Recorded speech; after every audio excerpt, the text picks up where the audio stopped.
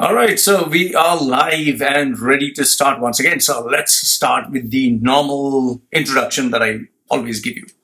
Loy Machedo is meeting you from loymachedo.com. Who is Loy Machedo and Think Personal Branding? Today is 22nd October 2019. It's Tuesday.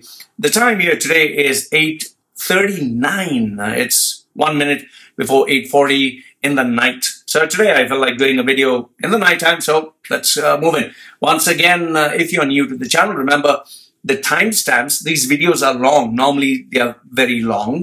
This one will not be so very long. However, timestamps for different topics will be put down in the description and in a pinned comment. The second thing is, if you have to get in touch with me, my details are mentioned almost everywhere. You can just Google search Loy Machedo.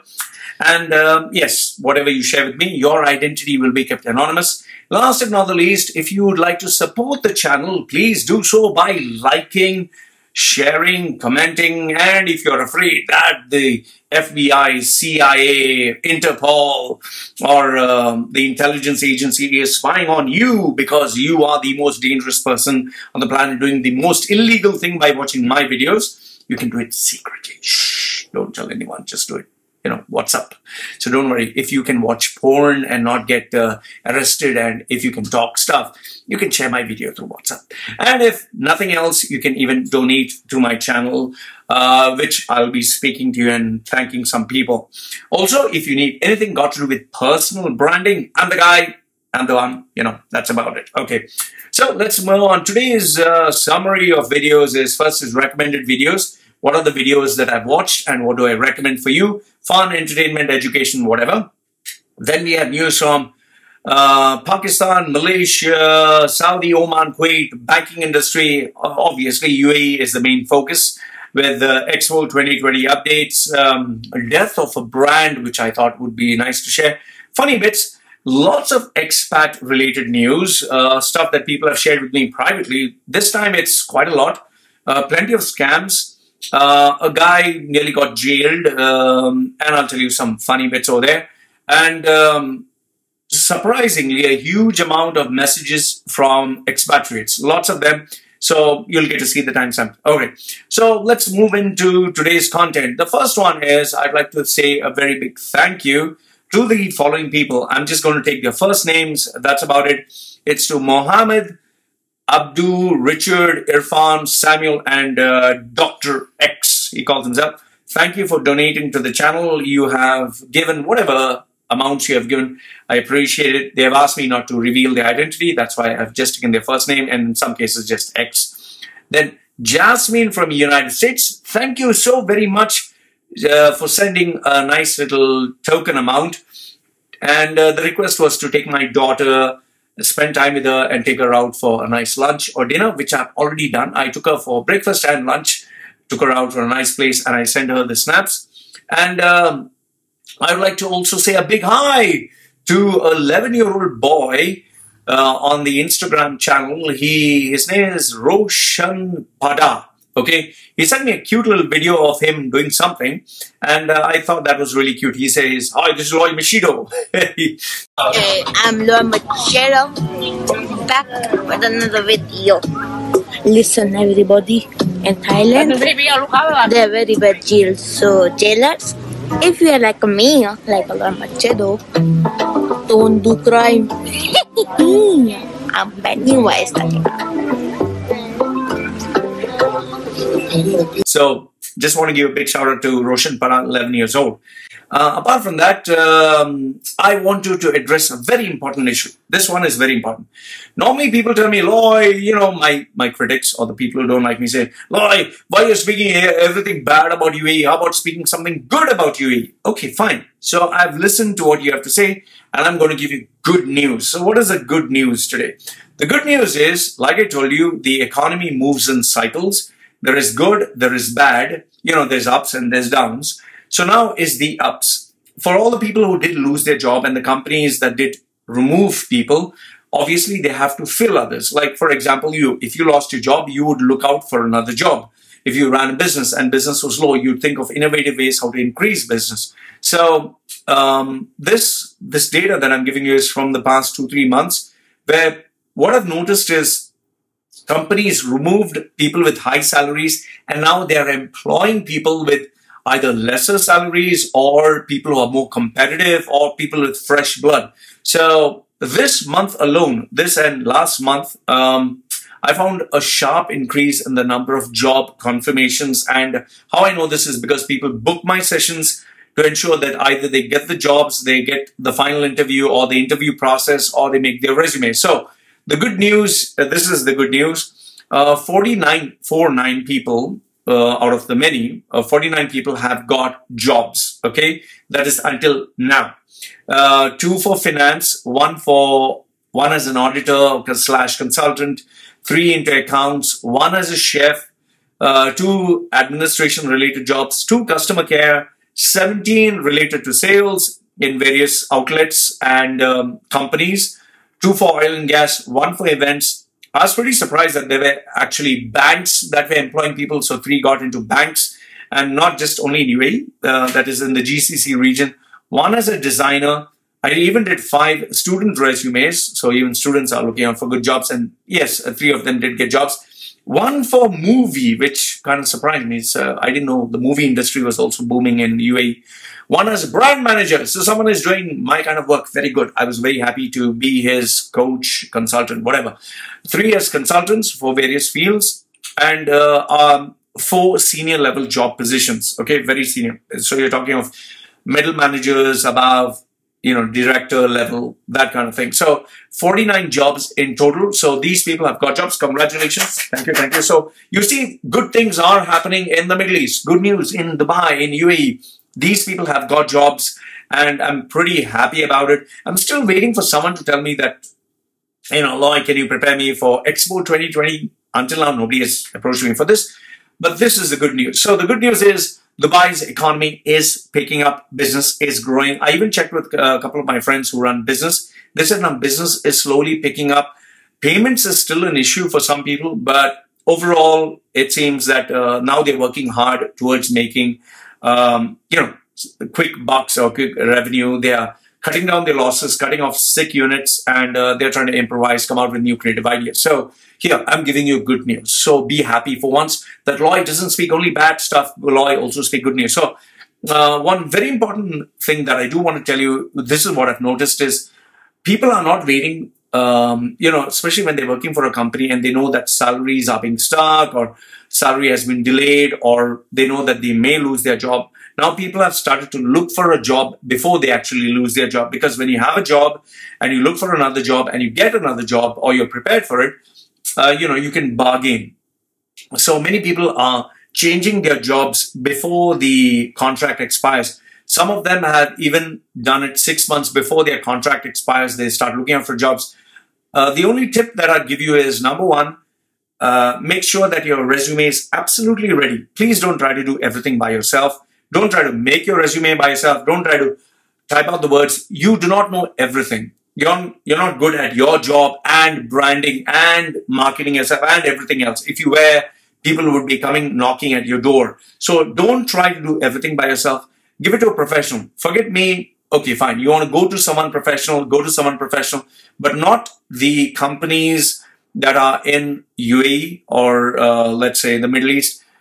Most of them have employees who get a salary of 2,000 dirhams. So if you apply, let's say you ask for their services, pay the money, get your resume done, they normally give you a copy-paste template. Don't do that. If you have to make a resume, you have to sit down with a consultant. They have to do page by page, sitting down with you and crafting and customizing a document that matches your personality. So that takes a little bit of experience. So make sure you get someone. And don't go to these websites like Fiverr, Forward, Upwork, Freelancer, where the guy charges you $5 or $50.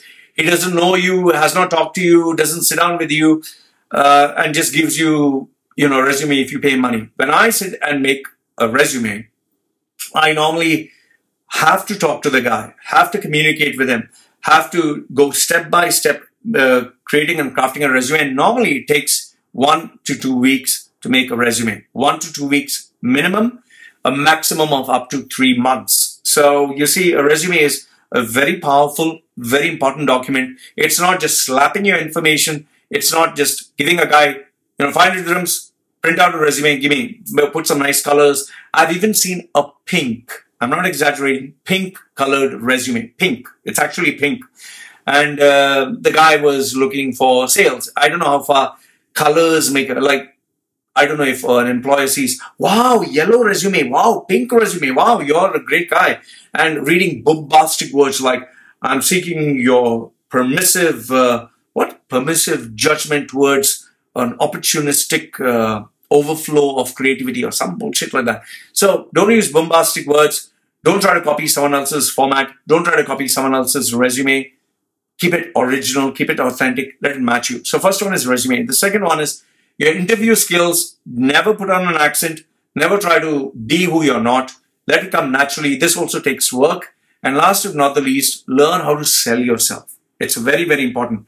Here's another tip that I'll give you. If you're asking for a salary, especially if you're asking for a salary increase, always go for 30 to 50% higher than what you're getting.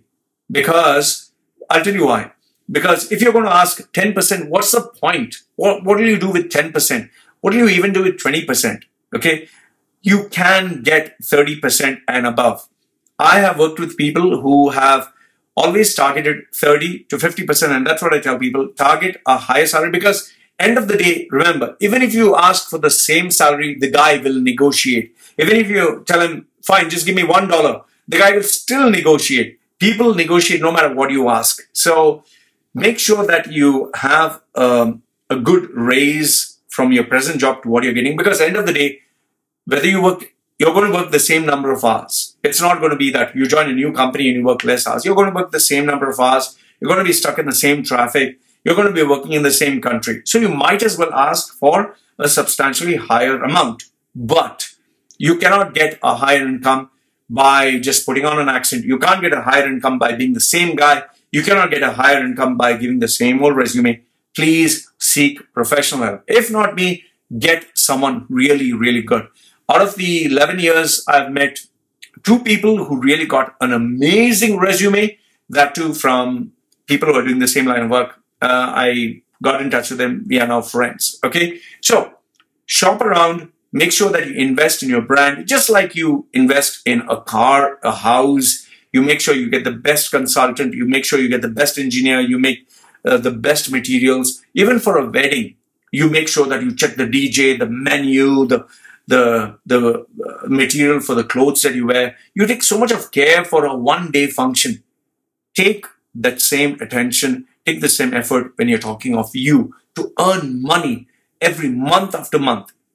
And remember, the extra, that 20%, 30% or 50% that you get, save that money so that you can have these savings and then leave the Middle East to migrate to a country that offers you citizenship. So anyway, I wish you all the best. Lots of jobs are happening in the Middle East. Lots of jobs are coming up.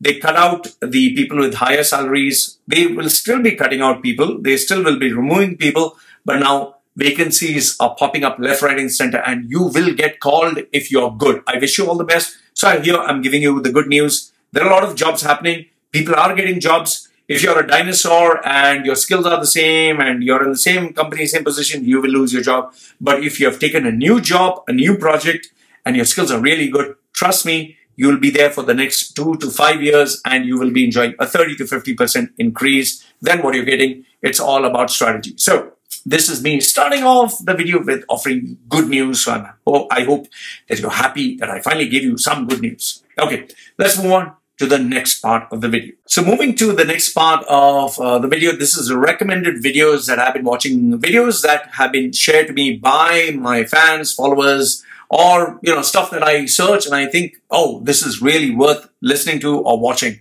So these are the list. This is for the October month. The first one is Joe Rogan Experience, podcast number 1366.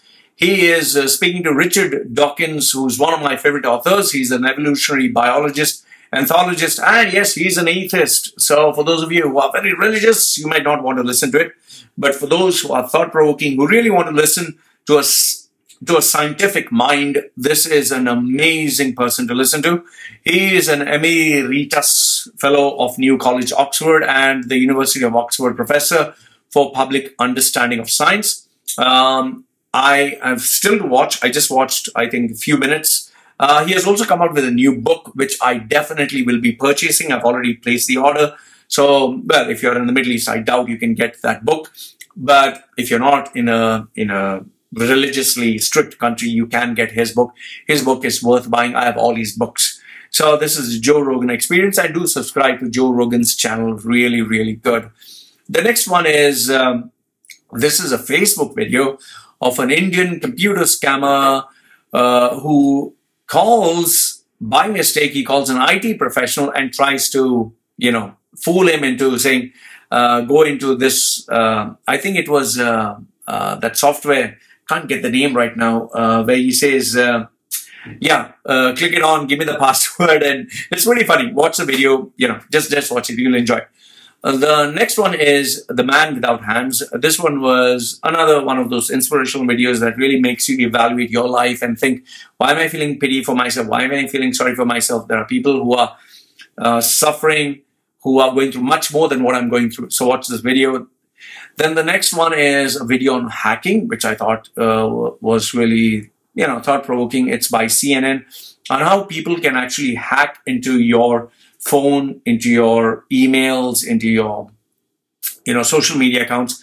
Don't share everything. Don't share where you go, where do you shop, what do you shop. People can, share your passwords, or people can share your, confidential data. So always make sure, always tell people, make sure it's two-factor authentication. Make sure that you have your passwords. Make sure that everything from face scan, finger scan, keep yourself secure, because whatever is available online can be hacked.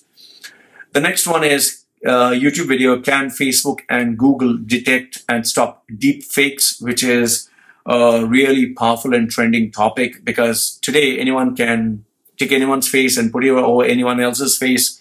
And that can, that is a big question. Is it a true video? Is it a fake video? I wonder who would take my face and put it on theirs. Okay. Next one is how big technology companies monopolize everything and how they are literally destroying competition to become a monopoly, but they claim that they're not a monopoly. It's really thought-provoking. Then this one is for gamers, which I thought was like a wow. It shows you the competitive side of life and gaming. The unknown Tekken god, how Arslan Ash, he's a Pakistani guy, mind you, he's a Pakistani guy who overcame borders and legends to win Evo Japan. This is a really thought-provoking video for a young lad from Pakistan. Now, Pakistan is, when you talk of Pakistan, you think of Imran Khan, or you think of cricket, but you never think of online gaming. Korea and Japan and United States produce some of the top gamers in the world. However, the shock came when one boy from Pakistan, a young man, very, very young man, he's hardly, I think, in his 20s, Arslan Ash, he loves to play Tekken, and how he shocked the gaming community, the gaming world, by actually winning. And it's a very powerful video because it shows what struggle he had to go through even to get a visa, how he nearly gave up on his dream, and how today he is recognized all over the world. So watch it. It's from a boy in Pakistan who achieves legendary status, and today he is rising to fame. So let's give a little bit of love and support. Let's not care whether you're Indian. See, I'm Indian, Indian passport, Still, let's support him. Let's support him, and let's wish him all the best. I always, I'm a big supporter of talent. And another Pakistani youngster is coming in my news next. Okay, this one is pretty crazy. This is an Indian family that has migrated overseas, and they are like the Kardashians. They have a strange family. Strange in the sense, what I mean by strange is there is one kid who's a small little baby and is identified as a transgender. Then you have another boy who has health issues, and he's considered as a star. So watch this and do give me your thoughts. Do you think this is, this is just seeking attention? Is normal, or I don't know? This family loves the attention. Well, they're like the Kardashians. What else can I say? Okay, the next video is how the 2-hour marathon limit was broken. This one was really, really, for a guy like me who was into half marathons, this video was like really engaging. It really sucked me in and reminded me of the challenges that I went through when I was trying to, cross the half marathons. Obviously, the speed at which he's running is 2 times or thrice what I would run. This guy, I can't get his name always. Kipchoge. Let me call him Kipchoge. Okay. So how he broke the time limit, and I'll tell you this: what he runs for 42 kilometers, the speed at which he runs, you would not be able to run even, I think, 50 meters or even 100 meters at that pace. He runs so fast for non-stop for 2 hours. So the struggles that he had to go through, the challenges that he had to go through, the diet, the food, the lifestyle, they do nothing but get up, run, sleep, run. Just running is your whole life. And how he has done it, he's a very special human being who has done it. So watch this. It'll really expand your horizons. The next one is visual investigations, how Russia bombed 4 Syrian hospitals. We have proof. I thought this was pretty thought-provoking as to what goes on in the world of politics. Then the next one is the logistics of living in Antarctica. This really shows you how these people who, mostly scientists, they're living in Antarctica, how they stay for 6 months without being in touch with the world. There's no airplane that lands, that flies out for 6 months. So just imagine if you forget something, well, you're in deep shit over there. Watch this video. Speaking about space, which was the big buzz news that was happening, especially in the UAE with the astronaut, first Emirati. This I thought was coming onto my feed because obviously I was Google searching about space. So it's former NASA astronaut explains how sleep is different in space by Wired, which I thought was like, wow. You need to watch the video to really get an insight. And then he also explains how hygiene is different in space. They also have another video where they show you how they go to toilet in space. I'll give you a clue. When you normally go to the toilet on Earth, your poop just goes down. Obviously you can use water, you can sit down and poop and everything goes down. But in space, when you poop, it floats. So your poop and piss floats. How do you poop and piss in space? You need to watch the video. That'll really, it'll blow your mind as to what they have to do to make sure that they poop and piss properly. Okay. The next one is the rise and fall of Forever 21. That shows you how the economy is moving. It was a great video. You also had the water edition of the Air Max unboxing. This is by Unbox Therapy, one of my favorite channels.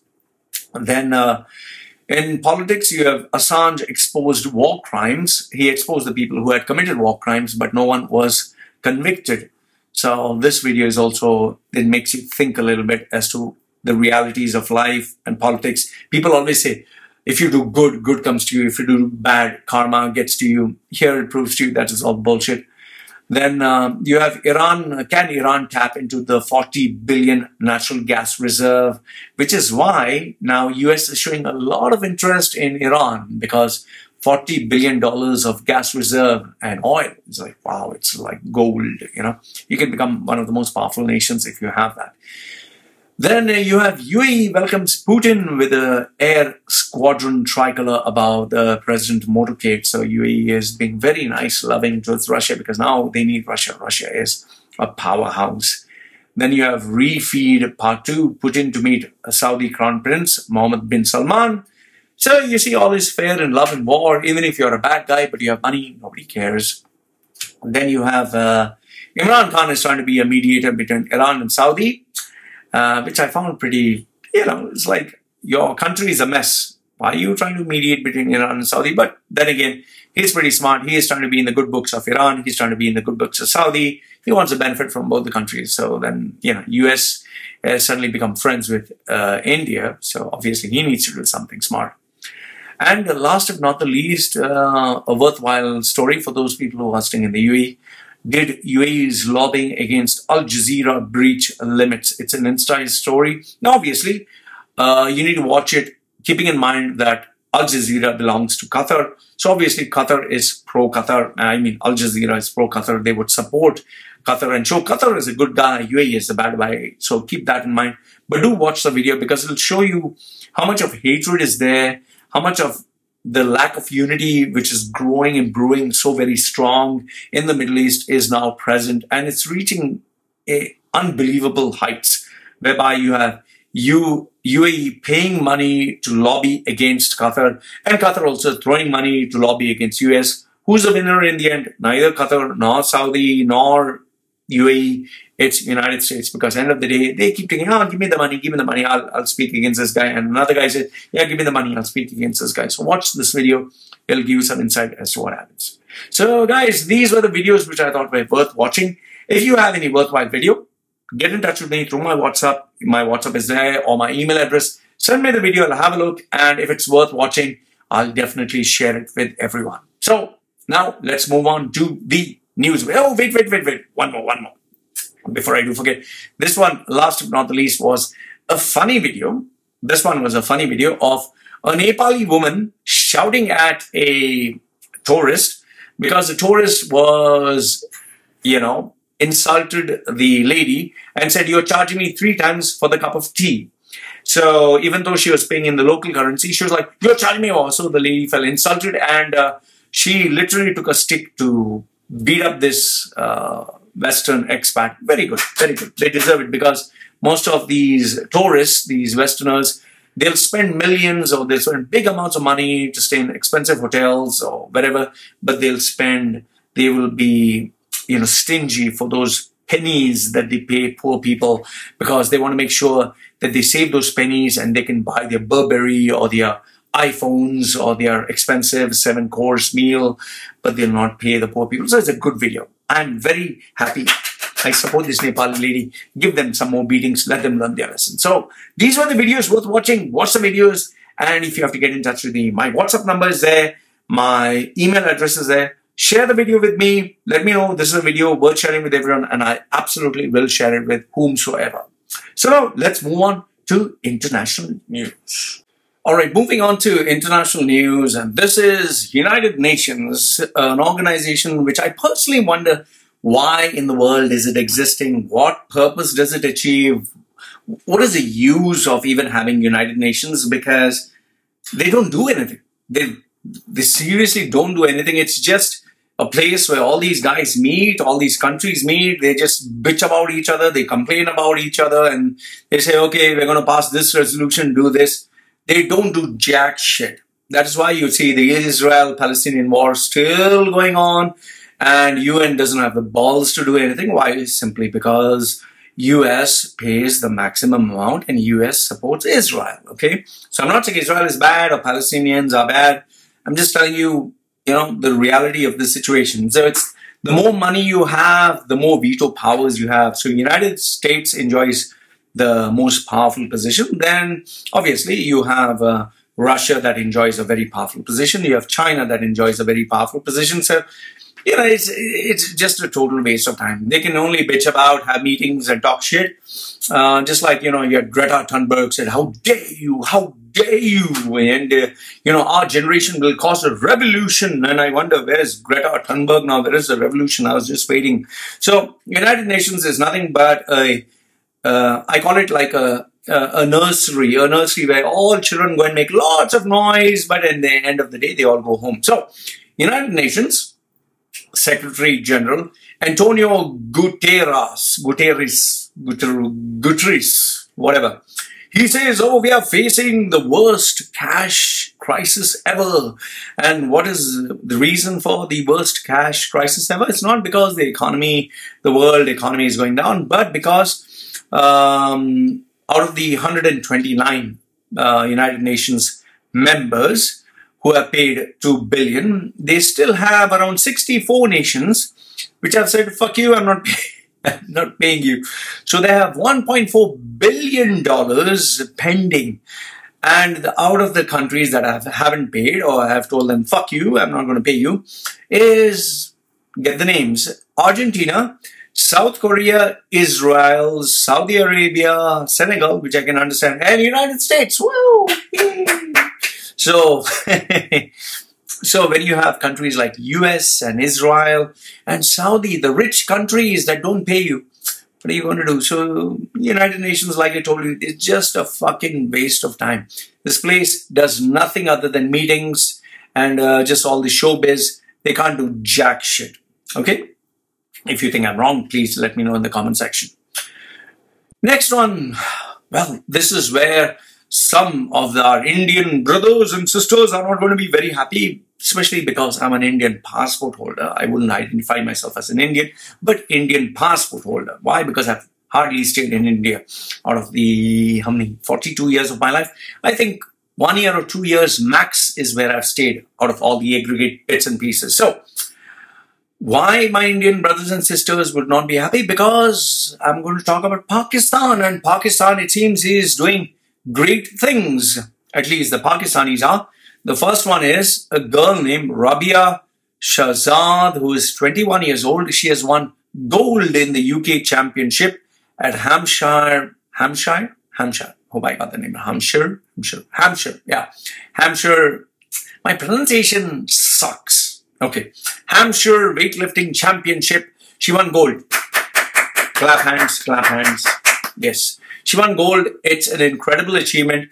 And the reason why I'm highlighting this is because in order to be a weightlifter, which I was once upon a time, it's not like you get up one day in the morning and you become strong. No, it takes months and weeks and years of, weeks and months, days, weeks, months and years of disciplined dedication and focus. So it's like that movie, the Amir Khan movie, Dangal. I think I got the name right. Yeah. Great movie. If you do not understand Hindi or Urdu, just watch the subtitles, something that I did.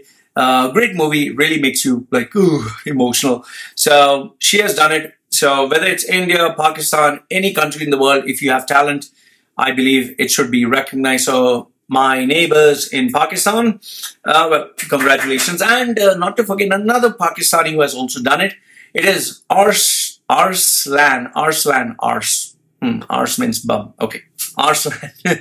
Sorry, I had to say it. Okay, it is okay, respect. Arslan Ash. Okay, so he's a Pakistani boy who faced incredible odds but proved his mettle.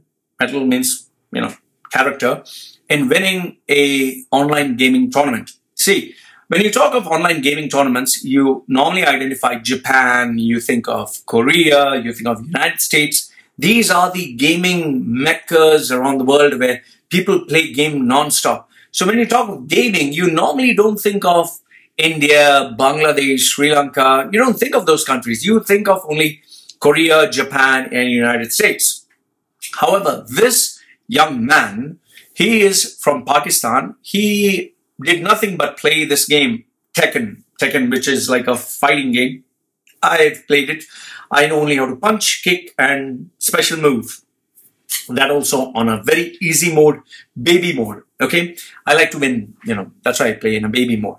But this guy played in the Battle Royale. He played against some of the best players in the world. He was not known at all. Nobody knew who he was. One day, he just, if you watch the video, the summary of the whole video is one UK Pakistani player played, and he said, the day you play against a guy named Arslan Ash, you'd get to know what Pakistani talent is all about. So people were like, yeah, right, whatever. But this guy came out of the blue and, started beating all of them. He had to take part in this competition, and being a Pakistani, passport holder, he couldn't get a direct flight to the venue. I think that was in Japan. So he had to go to Malaysia, from Malaysia, fly to another part of Japan, from another part of Japan, then finally to Tokyo or wherever that place was. So he just, in this video, he outlines the struggles that he had to go through, and he nearly gave up so many times. Even so, he got a sponsor. He said they literally harassed him, and they said, no, you cannot fly there, you have to wait. So 3 days of flying, just 3 days, sleeping in the airports, not having food to eat. He in tears, he wanted to go back. But finally, the amazing thing is, he reached the venue exactly on time. I mean, this guy didn't sleep, he didn't eat food, nothing. and he reached the venue on time just to go there and play. It was that like sudden death, you know. And he finally reached the place just in time to enter the contest, and he beat some of the top players in the world. And today he's being recognized for this. So, you know, Aslan Ash deserves, you know, recognition, respect, and deserves support. So for me, it doesn't matter whether he's Pakistani, whether he's Bangladeshi, whether he's Muslim, he's Christian, whatever. The fact that he has talent, he has given his dedication, his life, his purpose towards being the best at something. Let's support him. Watch the video. It'll really give you some insight. So this was another Pakistani person, and I wish people from any part of the world, whether it's Bangladesh, Sri Lanka, India, if you have the talent and you have the dedication and discipline, I really hope someone gives you the opportunity to prove yourself. Okay, let's move on to the next one. That is Malaysia. This is from New Scientist. Newsist. Okay, New Scientist, yeah. Newscientist.com, which says Malaysia's first astronaut will visit space station. Now, see the irony of the whole thing, okay? Or rather, see the similarities. You had UAE going to send the first UAE astronaut to space. Now you have Malaysia sending the first astronaut to space. You had UAE sending the first Muslim UAE person to space. You have Malaysia sending the first Muslim into space. You had UAE sending someone from the Soyuz rocket or Soyuz company, whatever. You have Malaysia sending from the Soyuz rocket. You had UAE sending with a Russian astronaut and American astronaut. You have Malaysia sending with a Russian astronaut and American astronaut. You had UAE launching from a Russian base that was in Kazakhstan, Russian Baikonur Cosmodrome in Kazakhstan. You have the same with Malaysia. So everything that UAE did, Malaysia is also doing the same thing. However, here's one more thing. If you thought it was very special what the UAE astronaut did, in this case, you have an orthopedic surgeon, nothing got to do with space, a lecturer who was chosen from Kuala Lumpur to be the first Muslim to fly into space, that too during the holy month of Ramadan. He was selected from 11,000 Malaysian candidates. And the reason for this bonus space adventure tourism is because they had purchased $1 billion worth of Russian jets. So Russia said, oh, thank you for supporting Mother Russia. You support Mother Russia, I will hold you close to my boobies, my breasts, and do what you like. You can enjoy some fresh Russian milk. But they said, no, thank you, we don't drink milk, you know, we are fasting. So, okay, what you want? We would like to go, you know, just like UAE, space. So, okay, no problem. Mother Russia would love to support you and take you to space. 100 only, 100. For those of you in UAE would know what is 100 only, so 500 only, okay, whatever. So they got it, and this. So the point being, where UAE was saying, yes, we did it, first astronaut to space. Well, guess what? Malaysia is also doing the same thing. So it's called space tourism. It's not anything scientifically great. You have the money, you can launch your, you know, anybody into space. So that's exactly what I was saying. So, but anyway, just as UAE did it, clap hands, Malaysia also did it. So anyone who has money, you can go into space, and then we will all. And well, what else do I say? Okay. All right, now let's move on to banking news. This one is all over the media everywhere. Almost every news outlet is talking about banks moving into recession, cutting down their staff. The reason is very simple. Banks make money by, when they have lots of people depositing and they have lots of money with them, they will lend it out to you on interest, and with that interest, they make money. So they were busy employing during the boom phase. They were busy employing salespeople.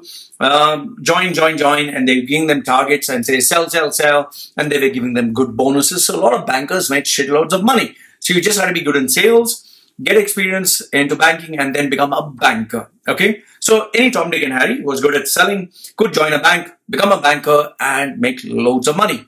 However, when the economy was not doing well, which is not currently, they found that nobody, they had to cut down on giving people loans because loans were not being paid. People were defaulting. You had plenty of bad debts. So they were going into losses. And because they were going into losses, they had to cut down on their staff. And this is the correction that is taking place. So now HSBC, which was enjoying big profits, is actually now having big loss. You have the HSBC's chief, that is John Flint. He stepped down just within 2 years of taking the job because of he couldn't use his leadership skills to, steer HSBC towards success. So ever since he resigned, only after 18 months at the job, you had, since I think the beginning of this year, you had 4,700 people who lost their jobs. Out of the 4,700 people thought, that's it, nobody else is going to lose their job. But guess what? More than 10,000 people are going to lose their jobs more, 10,000 more people. The reason for this is Brexit. You have US-China trade war. You have the unrest in Hong Kong. You have the global environment, the challenges faced globally, and you have the low interest rates. So HSBC is not the only bank that is terminating people. You have Deutsche Bank, the latest headlines is Germany is moving into recession. So Deutsche Bank has cut down 18,000 jobs. Then Germany's second largest lender, Commerce Bank, is cutting down 4,300 full-time employees and shutting down 200 branches. You have France's Société Générale, or I don't know how you pronounce French names, is laying off 1,600 people, and Barclays is cutting down 3,000 jobs globally, this year. So banking overall, and I told you this at the beginning of the year, that banks are going to cut down people, and it's happening all over. And in the Middle East, for those of you who are wondering what's going to happen, in the Middle East also, banks have to survive, so they are either merging or they are laying off staff, or they are putting up these headlines, oh, we are going digital. In other words, what they're doing is we are reducing the number of staff, we are outsourcing work to India, Bangladesh, Sri Lanka, where it's much more cheaper. Everything will be automated. We don't need as many employees. You want a bank, you just bank, use your smartphone or just come to the bank, put in the money. No more expensive offices, no more renting out space, no more paying extra salaries. So they need to save millions and billions, but they will put it in a nice way. Oh, we are going digital, we are modernizing and all that. You're going to see, in my prediction, 50% of all the bankers in UAE and the Middle East, 50% will all lose their jobs, especially the guys, the dinosaurs who are earning big salaries, big bonuses, big money. You're going to lose your jobs. You're going to end up in the unemployment list. And the only job you would be offered is a salary that would pay you maybe 30 to 40% lower, but you'll have to slog your ass now, and it's going to be very tough. So this is my prediction for the banking industry sector. Let me know your thoughts. If you think I'm right or wrong, I would love to hear your thoughts. Let's move on to local news now. So moving on to Saudi news, you have, I found this pretty odd actually. Okay, I'll tell you why. So what it says here is, as for the headlines, let me give you the exact headlines. Once again, let me click here. I'll give you the exact headlines. So when you go to insider.com, the title says, a gay, so first is a gay, the gay or a gay social media star, which is, I understand, you can say a straight star or a gay star, transgender star, whatever. So he's a gay social media star, gay, not happy, gay as in gay, guy likes guy, girl likes girl, that kind of gay. Okay. So gay social media star from, get a load of this, Saudi Arabia. Now, when I read the headline, I was like, wait a minute, hold your horses, hold it. Like how the British Parliament, how's it going? Order.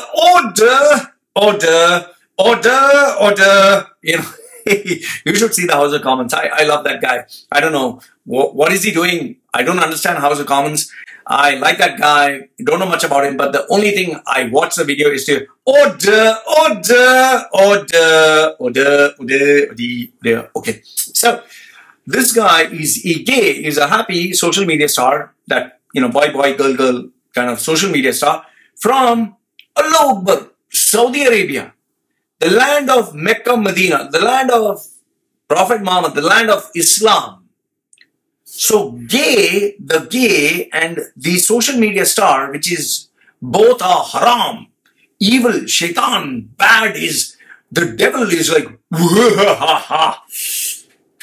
there one side, and you have Allah Akbar, holy. I was like, what? It's like me saying,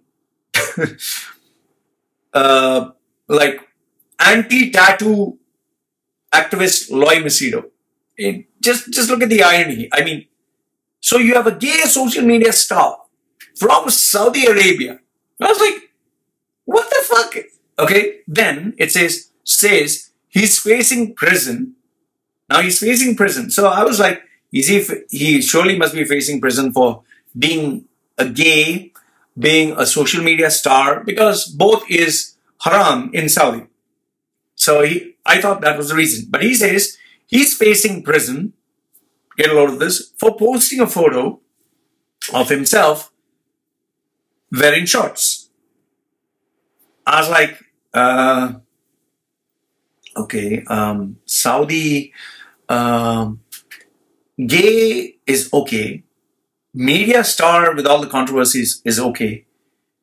But you're jailed for wearing shorts. What? Since when did gay is okay and social media is okay, but shorts is not okay? See, I'm aware of the fact that Muslims and Arabs, especially from the Arab region, they have these rules. Like in Sharjah, because I used to stay in UAE, let me give you an example from Sharjah. In Sharjah, men can't wear shorts. Okay, if you're caught wearing shorts in public places, you'll get into trouble. Men can't wear earrings. You know, and you even cannot put nail polish. When I was working in Jitex those days, if they would catch you wearing nail polish, police could put a case on you. Okay, so they have these rules.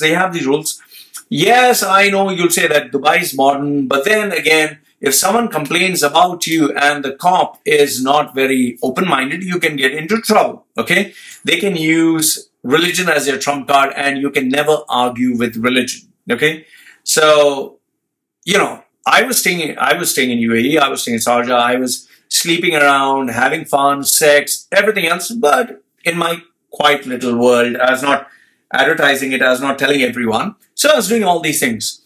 So on one hand, all that is okay, but on the other hand, also they follow Islam. So what made me wonder, like, how the fuck is he even surviving in Saudi? He's openly saying he's gay, being a social media star, and you know, so it seems that he's facing prison for posting a photo of himself wearing shorts at the beach, and he was arrested with the charge of spreading nudity online. Oh, sheesh, you showed that hairy expansion of legs. How dare you do that? So many Saudi people are now crying hypocrisy on social media, because they're saying, how dare you say that he shouldn't wear shorts when you showed two Western women swimming in bikini at the Red Sea, which is the new symbol of a new tolerant Saudi Arabia, when you're allowing couples to stay in a hotel even though they are not married, and you're allowing Nicki Minaj and all these famous artists and Mariah Carey to sing, which is haram as per Islam and, you know, not part of the Quran. So I find it very confusing. What the fuck are you trying to do, Saudi? Are you holy poly? Are you Mecca Medina? Are you Prophet Muhammad? Are you Quran? You know, all that values of Islam? Or what? You want the West? You want open, you know, gay and transgender, show the boobies, and, you know, you don't need to be married, you can have sex and you can enjoy. So which one is it, Saudi? If you're open, be 100% open. Don't be 50, 40, 60 like UAE. Very confusing. So I don't know what MBS is doing, but anyway, Saudi wants to enhance its image, wants to show we are modernizing, and well, end of the day, it's all about money. That's what I believe.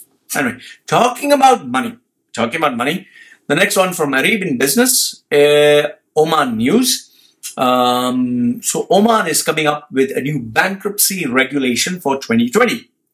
I checked with one of my business friends in Oman. He said the reason why they're coming out with this law is many people from Oman, especially expatriates, are running away from Oman because they are not able to pay back the money that they borrowed, or because the market has gone to the dogs. So to prevent people from running away, Oman is coming out with the new regulation whereby they are introducing this new bankruptcy law, which will come into effect from July 1st, 2020, whereby if, let's say, you have borrowed something and you cannot pay back, or you have many people you have to pay money, you can, say that you're bankrupt, you'll get some protection, although it's not very clear through this article what kind of protection you're going to get, but you'll get protection from the government. However, there is a clause to it. The only clause that is visible through this article is the court has to decide whether you are bankrupt. Okay, so you apply for bankruptcy, the court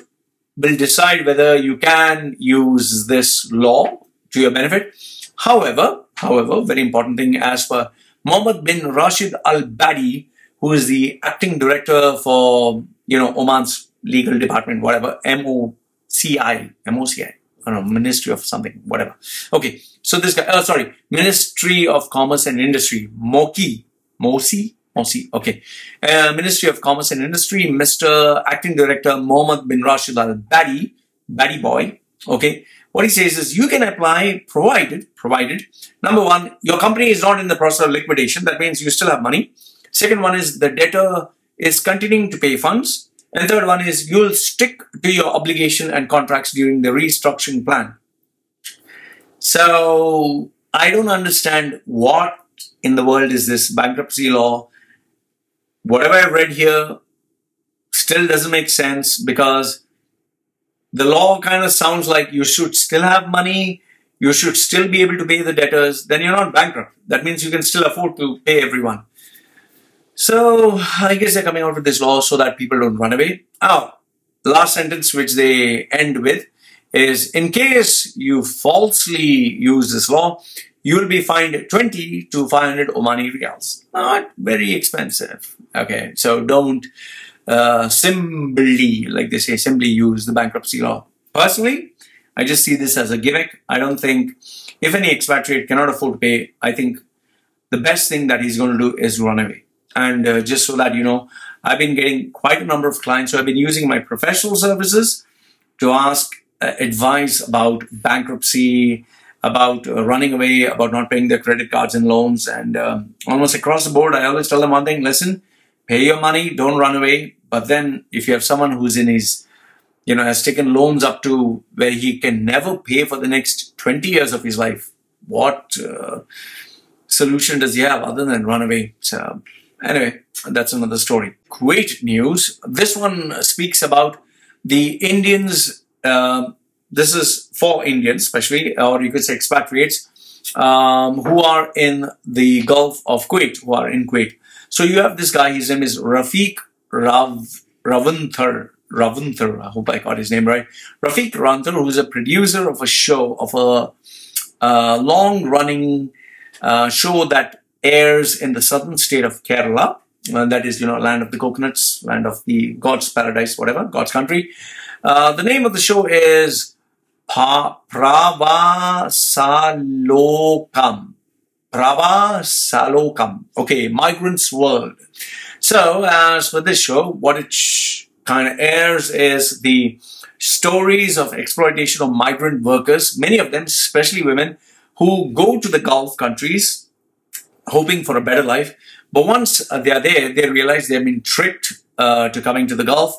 Their good jobs doesn't exist. Their good salaries don't exist. Once they land there, their passports are seized. They end up working for the wrong job. They end up working for 8 to 15 hours a day. They end up working 7 days a week, many of them experiencing physical or verbal abuse, to the point where many of them want to either kill themselves or they, reach out to this show and ask for help. As of now, India's foreign ministry has received 9,500 complaints from the month of January to June of this year. So this is a bit of what is happening in the Kuwait. So this is just the reality, guys.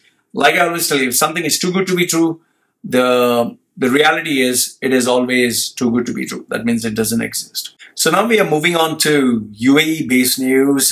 This one was actually sent to me by a Filipino Expat based in Dubai. It is from Rappler.com, dated 6th October 2019. 158 Filipino workers were repatriated from UAE. For those of you who do not know, repatriated is sending someone back to their own country due to various reasons, like you can't afford it, or there have been many other reasons. So the Department of Foreign Affairs says many of the overseas Filipino workers were returning home because they were victim of illegal recruitment and human trafficking.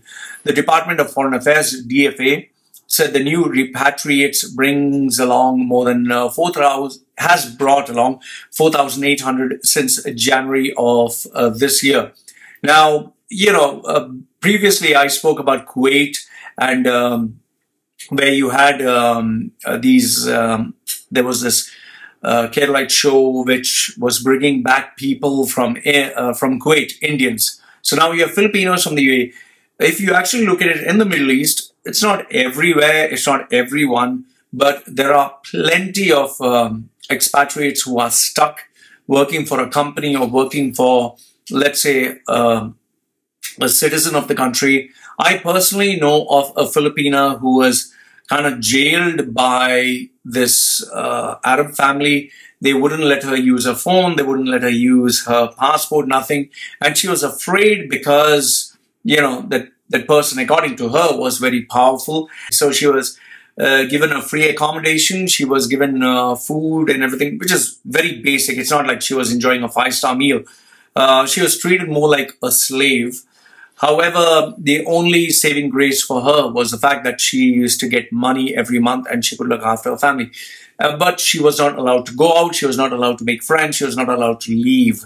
And there are some other cases whereby the owner actually sexually exploits the workers. So, like I said, it's not everywhere, it's not everyone, but there are many cases like this. So, as for this article, it says many of the Filipinos who are going back were, almost all of them, were promised work visas, were promised many things, but nothing was given to them. They were overworked, suffered maltreatment, and experienced violations by their employers. Okay. Now, moving on to the big happening of UAE. Right now, UAE is going through the explosion of having Expo 2020 coming up. You had Fazza, who is Sheikh Mohammed's son. He had a nice photograph of him promoting Expo 2020 one more year. You had the Burj Khalifa right in the middle of Dubai. I call it the erection, or the middle finger. It was being lit up with ads for Expo 2020 because the countdown now officially begins. You also had Mariah Carey, who is coming there to sing, charges a lot of money. I don't know who's a fan of hers. I don't know who's even going to bother to listen to her. I mean, she's like when you, if you try to strangle a cat and the cat is squealing and so that female came down to sing and commemorate Expo 2020. I don't know how far this is actually a good idea, but then again, Expo 2020, the countdown begins. So as of now, all I see is marketing hype. I see effort being made. I see them being genuine about wanting to make it a success, but the way they're going about is just absolutely, crazy. You have videos that are being shared, inviting people to be volunteers. That means they want people to work for Expo 2020 for free. So I don't know how far this is going to actually work. Well, there will be a couple of people who would love to work for free, who would love to be part of the Expo 2020 experience. But then again, if you are a focused individual, if you are someone who values his time, his effort, his skills, I wouldn't work for free. I don't know. If anyone wants to work for free, go ahead. Maybe it'll give you a great experience. But these videos are calling people to work for free, and they're saying it's once in a lifetime, it's a great opportunity, it's what I want to be part of. It's all bullshit. You're never going to be part of it. You're just going to be used by it. But anyway, for those who would like to, apply for Expo 2020, go ahead, be a part of the experience. Maybe it's a learning opportunity for you, but I found this video that was inviting people for Expo 2020. Now, the main news that I want to share with you is an ArabianBusiness.com report. Now, this is the headlines that clearly state about Expo 2020 Dubai, the story behind creating the world's greatest show. So, in this particular article by Arabian Business, they are taking the interview of Sanjeev Khosla, who is the Chief Commercial Officer at Expo 2020. Now, you can check it on YouTube. There's an interview of Sanjeev Khosla, who's a Deputy Chief Visitor Experience for Expo 2020, and there are different designations. Deputy Chief Visitor Experience, then he has Commercial Officer, so I don't know which one, maybe he got promoted. So he kind of reminds me of Satya Nadella. However, obviously, even though there are similarities, he's not the same guy. So in terms of Sanjeev Khosla, I did a little bit of research.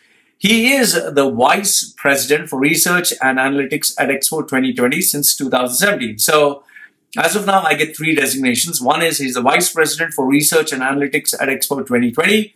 Second one is the Deputy Chief Visitor for Experience Officer for Expo 2020. And third one is the Chief Commercial Officer. Like I say, designations in the Middle East is like changing your underwear. You know, it's every day it's a new one. It's just dummy. It doesn't mean jack shit. Okay. So anyway, let's agree on one thing, that he occupies a very senior level position for Expo 2020. Now, who in the world is he? So before taking on the leadership role at Expo 2020, he was a senior vice president for strategy at Dubai Holdings, and we know what happened to that company. So he was part of that company since 2009, where he was dealing with the strategy function, the corporate governance framework for Dubai Holdings. Before that, he was the Chief Strategy and Excellence Officer at TCOM Investments, which is once again a subsidiary for Dubai Holdings, where he focused on the strategy, business development, product development, quality customer care, functions of the TCOM Investments. And he was with TCOM from 2001 till 2009. Prior to coming to TCOM Investments, he has worked with GE Appliances, Citibank, GE Capital, Tata Group in sales, project management, and credit control. He has also served as a board member for various organizations. He holds an MBA from Indian Institute of Management, IIMs, which is equivalent to Harvard Business School from Ahmedabad, and he holds a bachelor's degree from St. Stephen's College in Delhi. So the guy has amazing credentials. He has a bachelor's degree, he has an MBA from IIMs, which is the creme de la creme, and he has amazing experience on GE Appliances, Citibank, GE Capital, Tata Group. Then he moved to TCOM Investments, then he moved to Dubai Holdings. Now he's part of Dubai, Expo 2020. Now, what I see it as is he was working for these companies during the boom period and working for multinational companies, whatever. Then he moved to UAE. He grew when UAE was moving towards a boom phase. But now the question is, when UAE is no longer in the boom phase, when it's not easily attracting investments, when it's not easily attracting people, can he still succeed? Can he still show his magic? Does he have that kind of leadership qualities or that kind of creativity that he can hold the tsunami of the weather, the environment, and prove his mettle? So that's a big question. So let's see, what does the article say. So Sanjeev Khosla, who is the Chief Commercial Officer at Expo 2020, his target is 25 million visitors in 6 months. Now, according to him, he says people are feeling the excitement, it's getting closer, they can see it's coming up, it's there, it's going to happen. So he feels excitement. Well, he has to feel excited because he's, it's his party. So he is being paid a good salary to show the excitement. So he would say, yes, it's so exciting. It's going to change the world. Just like Apple, when it launches the iPhone every year, it is the most advanced iPhone in the world. It's the most technologically superior product in the world. Obviously, because Apple is paying that buffoon a salary, so the buffoon will praise his own company. You will not expect Apple to say, this is a crappy product. We had to launch it anyhow. So they put a gun to my head and put a bamboo up my ass to say that this is a great product. So, they're going to tell you the truth. They're going to say, wow, it's one more thing. This is going to be mind blasting, like Russell Peters says. So even here you have Sanjeev Khosla who says, oh, you can feel the excitement. Oh, the excitement. Oh. Okay, fine. So the 25 million visitors. So that's as per his Pandit Giri, his prediction, his future forecast. Okay. So from where did he get this number? The interviewer asked him, and he says, Khosla and his team have commissioned regular studies, amazing studies, great studies. They had all these companies conduct studies where, what he says, we continuously measure the likelihood of visits from key markets internationally and domestically. Up to now, our research has shown us that when we interview people who are traveling to Dubai or UAE, the likelihood to visit Expo 2020 is going to be extremely high. Of course, when you come down to Dubai, if there's a big party, a big carnival, you will go and visit the place. So until now, he's right. Especially once you present them with what you're doing and what's going to be the concept, they are fairly confident of the numbers that we have right there. Okay. So if this is my thinking, if they make travel to Dubai dirt cheap, if they make travel really affordable, if they make hotels offering at a throwaway price, if they give them amazing package deals, if they give the ticket resellers great commission, obviously you will get the target of 11 million or 15 million people visiting. So until now, I totally agree. Whatever he has predicted will come true. So you see, I'm not a negative naysayer. I agree what he's saying is true. So Khosla estimates that the international guests will average about 1.2 times, while local residents are predicted to visit an average of 3 times during the period of 6 months. Now, once again, 1.2 times, what he means to say is people will visit an average of 2 times, because obviously you cannot visit, you cannot cover the whole Expo 20. It's a very large location, so people will visit more than once. Okay, so while local residents, they would visit at least 3 times. Yes, there are a lot of people out there who are curious about what exactly is happening with Expo 2020. They would like to see the extravagance, they would like to see the showmanship, they would like to see the jazz, the pizzazz.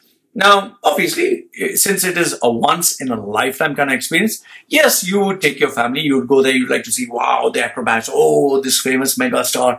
And there are many people who are, like, if they come to know that a film actor or a film actress or a superstar is coming there, they would love to be there. And I'm very sure Dubai is not going to spend any expense to make sure that every crowd-attracting star is present there. I'm very sure they will call every international celebrity on this planet over there, from Amitabh Bachchan to Shah Rukh Khan, these are Indian stars, to maybe Pakistani superstars, to let's say Hollywood, movie mega stars. They will call the who's who, I'm pretty sure. And yes, there are these people who love to see the stars, they will come. Okay. So until now, I totally agree. Great idea. Okay. So the number works out to 145,000 visits, each one of the 173 days the site is open. So until now, totally agree, you're a genius. So the marketing campaign, in order to achieve this target, the marketing campaign is already underway. Okay, so what is the marketing campaign? The first awareness drive is Welcome to the Future video campaign starring Argentinian football Lionel Messi. He is a crowd puller.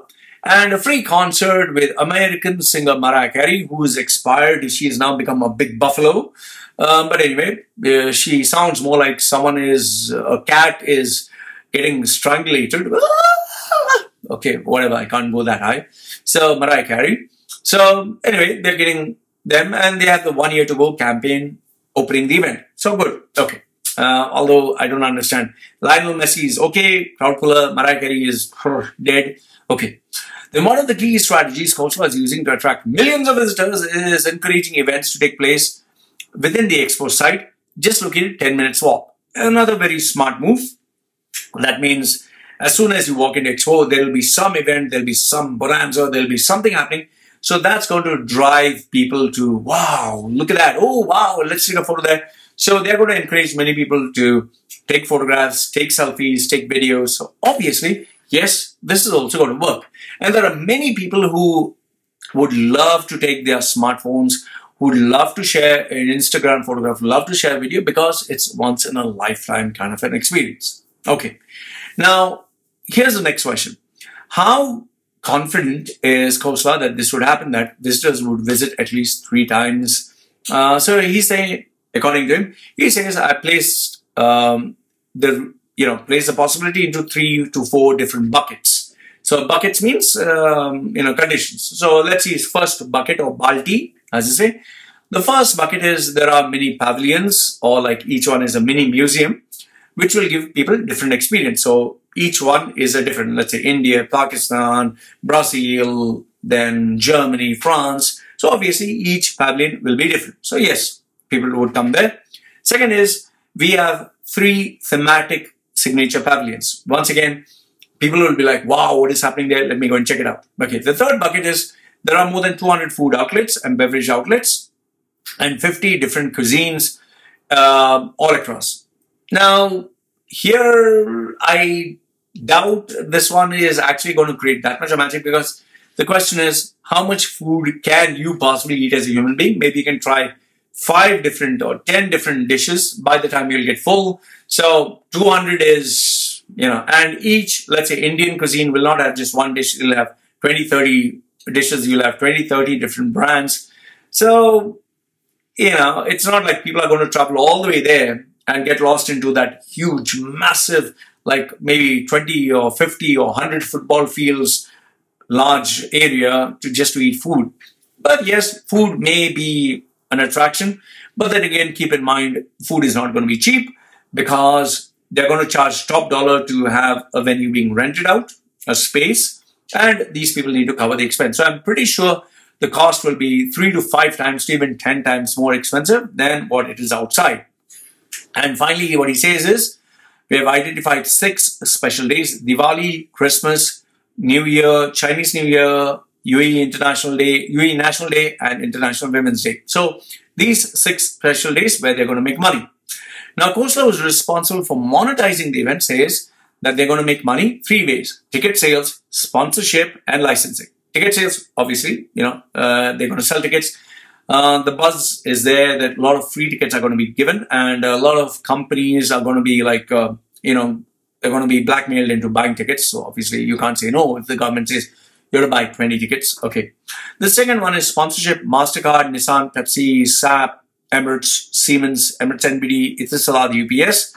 Okay, sponsorship and money. I don't know if they're actually getting money, but yes, I do feel they have the money. So obviously they're going to give. And licensing. What do you mean by licensing? Merchandise: magnets, pins, scooters, electric scooters, toy sets, watches, chocolates. So people who like to collect memorabilia, they would like to collect all this. And last but not the least, what he says is, the reason why he is so confident is because when they had a bus tour for people to visit the construction sites, we had to extend the schedule of the tour because the demand was so high. It was doing so well that we had to, have many more tours scheduled, because there was a very strong response. Now, what I feel is the reason for the strong response is because people are curious what exactly is happening. And there are a lot of people whose money is locked in. They want to know, are the projects going to be complete? Will I get our money back? So yes, press, media, everyone is very curious to know what is happening. Now, after I read this article, this is my thought process. Yes, they will succeed in attracting a crowd. Dubai is going to leave no stone unturned to make sure that they get a crowd. I absolutely believe they're going to succeed 100% in getting a crowd. The second thing which I believe is they're going to make sure that they have the best entertainment available to keep the crowd glued. That also I believe. Next one is they're going to have the best showmen. They're going to have the best creative artists. They're going to have everyone present there to make sure a bigger crowd gets drawn. Okay.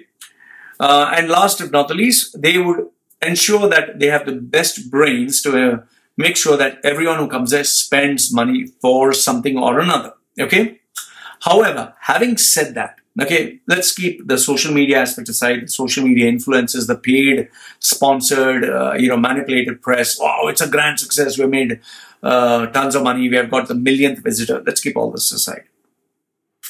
The thing which they cannot stop, one is in the day and age of social media, the reality of what actually happens if the event is a flop, if it's too big and it's too long, and the negative reviews, obviously nobody will be allowed to speak anything negative, but it will leak.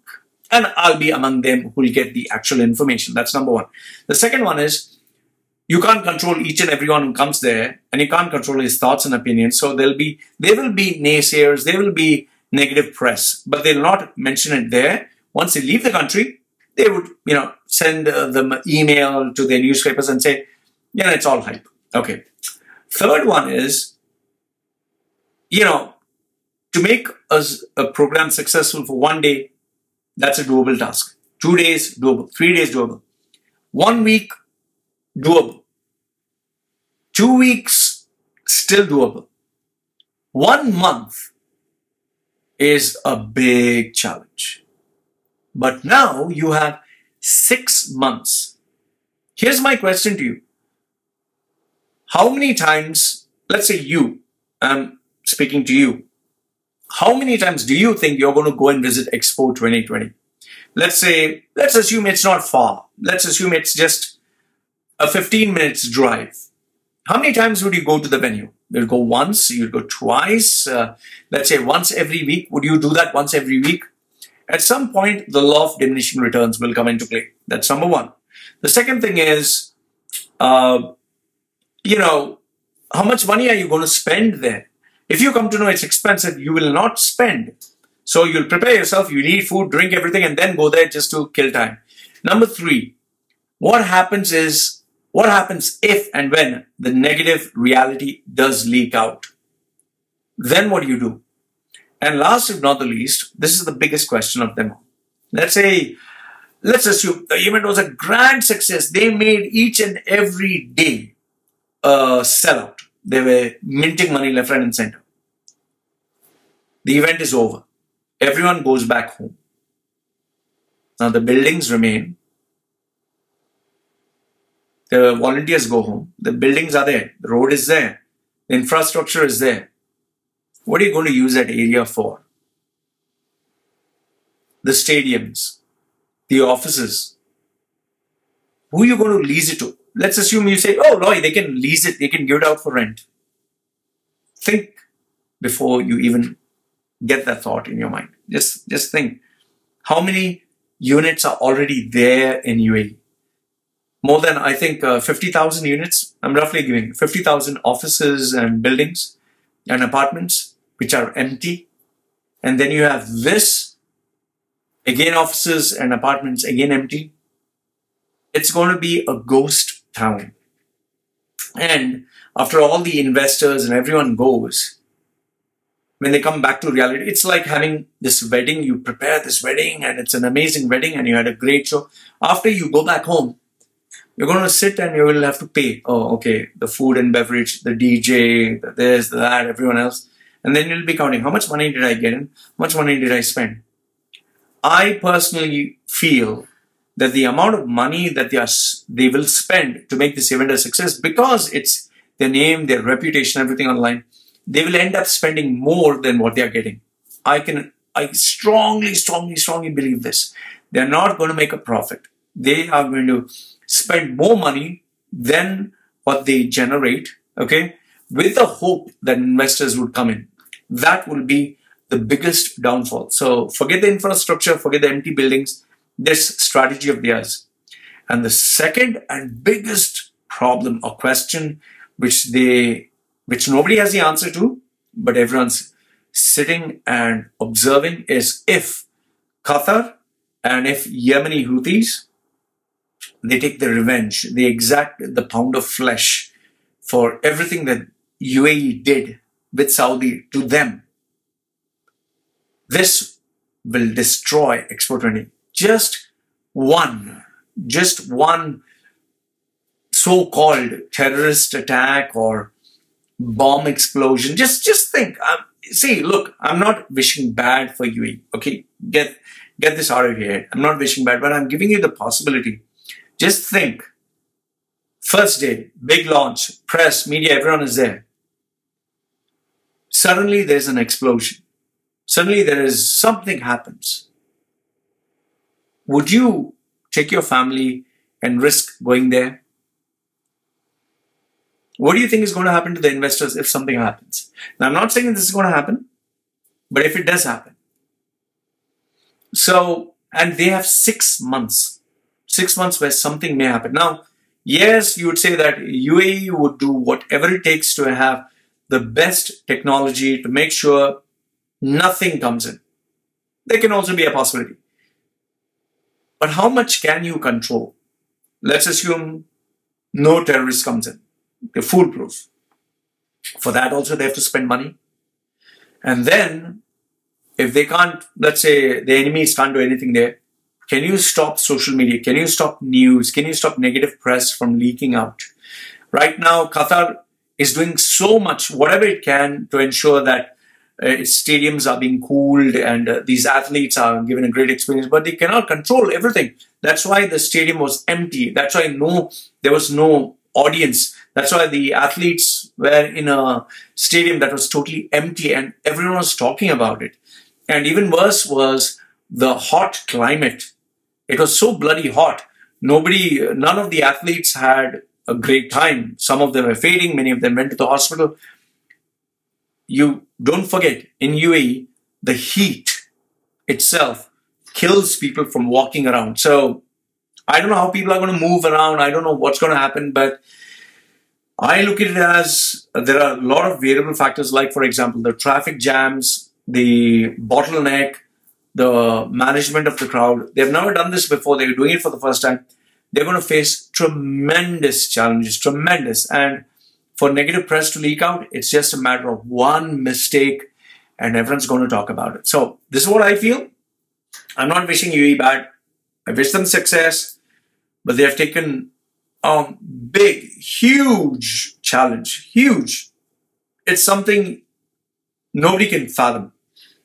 So it's going to be like hosting the Olympics, but that also for 6 months, you know. So it's not like having a party. Imagine having an event for 1 day is so stressful, but now you're having it for 6 months. So let me know what you think. Maybe I'm wrong. Maybe you can say that, oh, you're just being negative.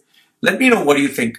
I personally feel that UAE has taken a lot more than it can handle, and they're going to spend they're going to drain themselves to keep their respect, their image, and most probably, this is my gut feeling, UAE is going to empty itself into bankruptcy after this event. This is my prediction.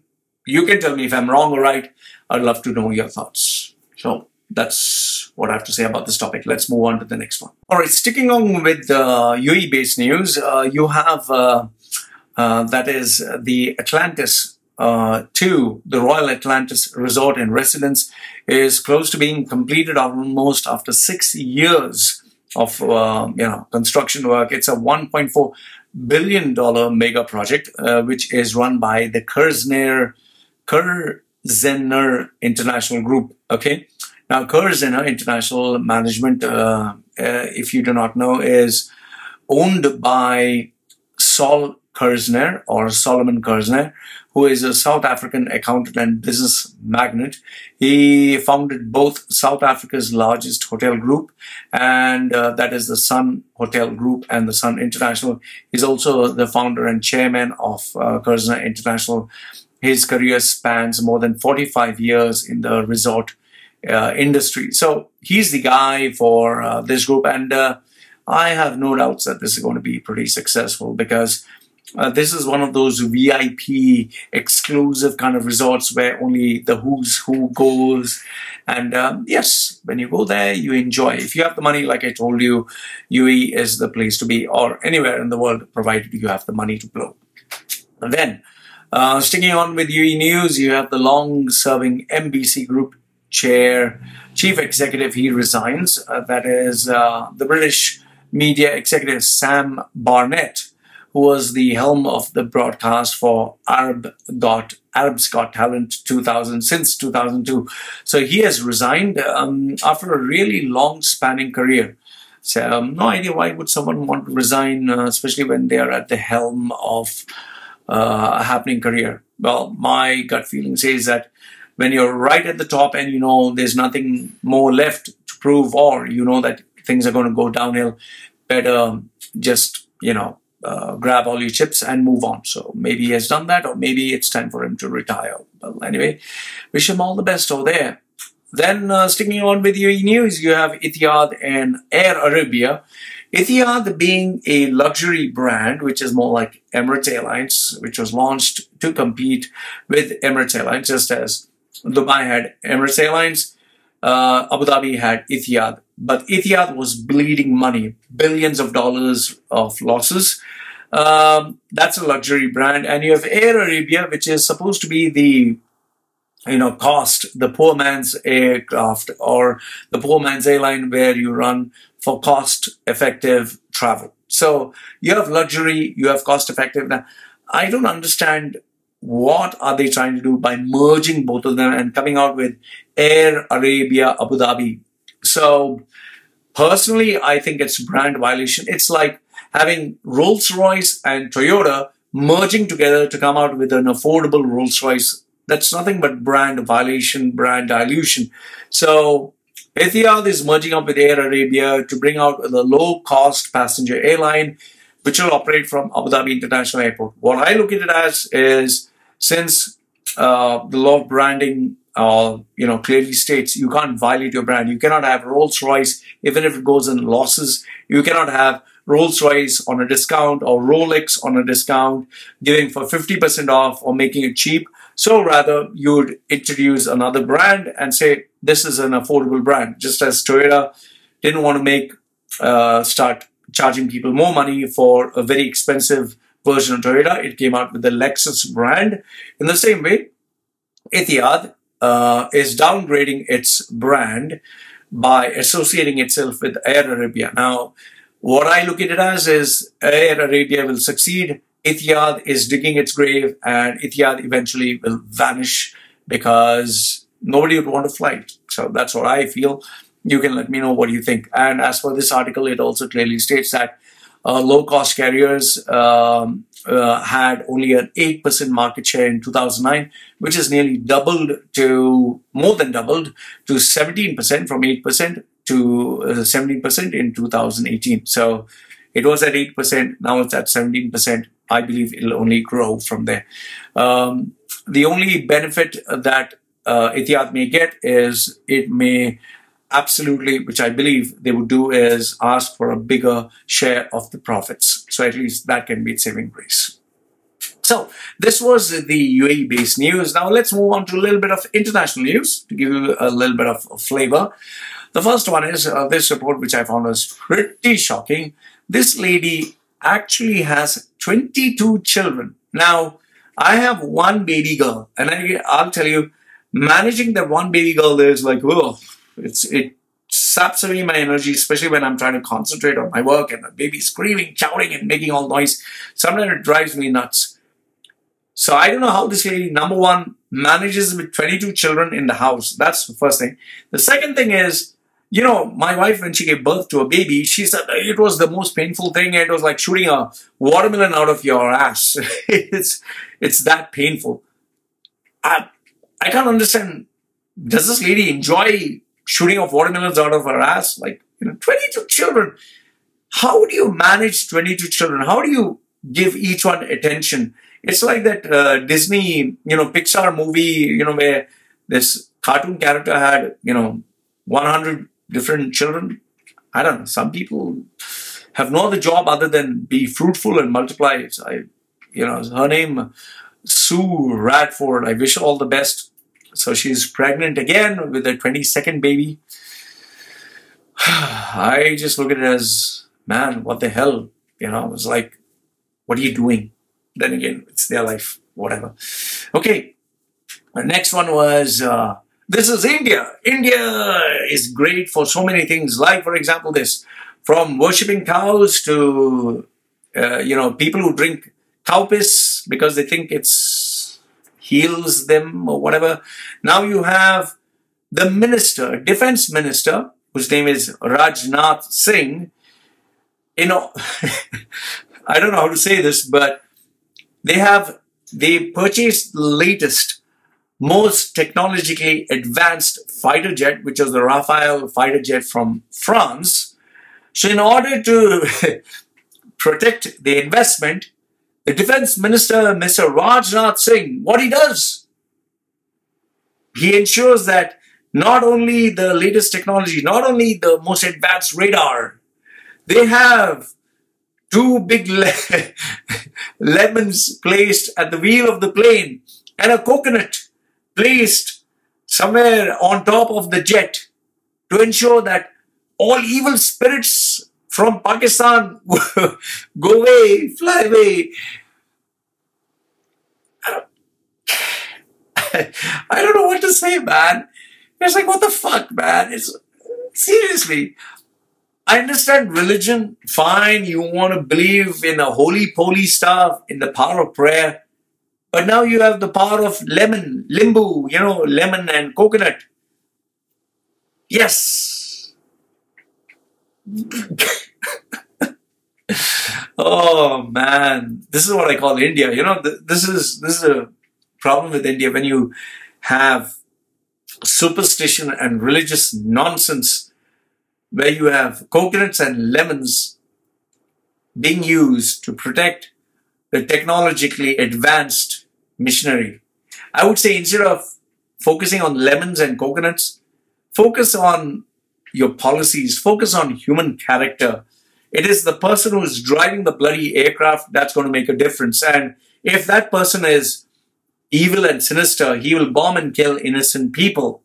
So, and if he is smart, he'll protect himself. If he is skilled, he will ensure he comes back safe. But if you have lemons, you can put a lemon up your ass or you can break a coconut up your fucking head. Nothing's gonna fucking happen, man. When will people actually fucking learn? And it's scary to know that a person with this kind of thinking is actually the defense minister of the second most populous country in the world.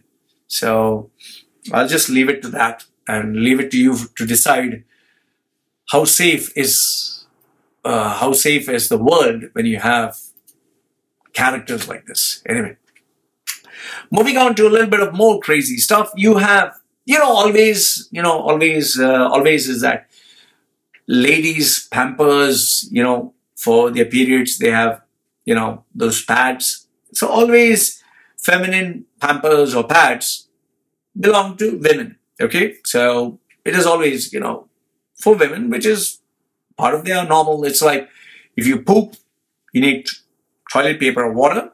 If you bleed, you need pads or those Pampers as they get called. Okay. So there have been feminine symbols for a very long time. Females use it, especially to take care of their menstruation cycle.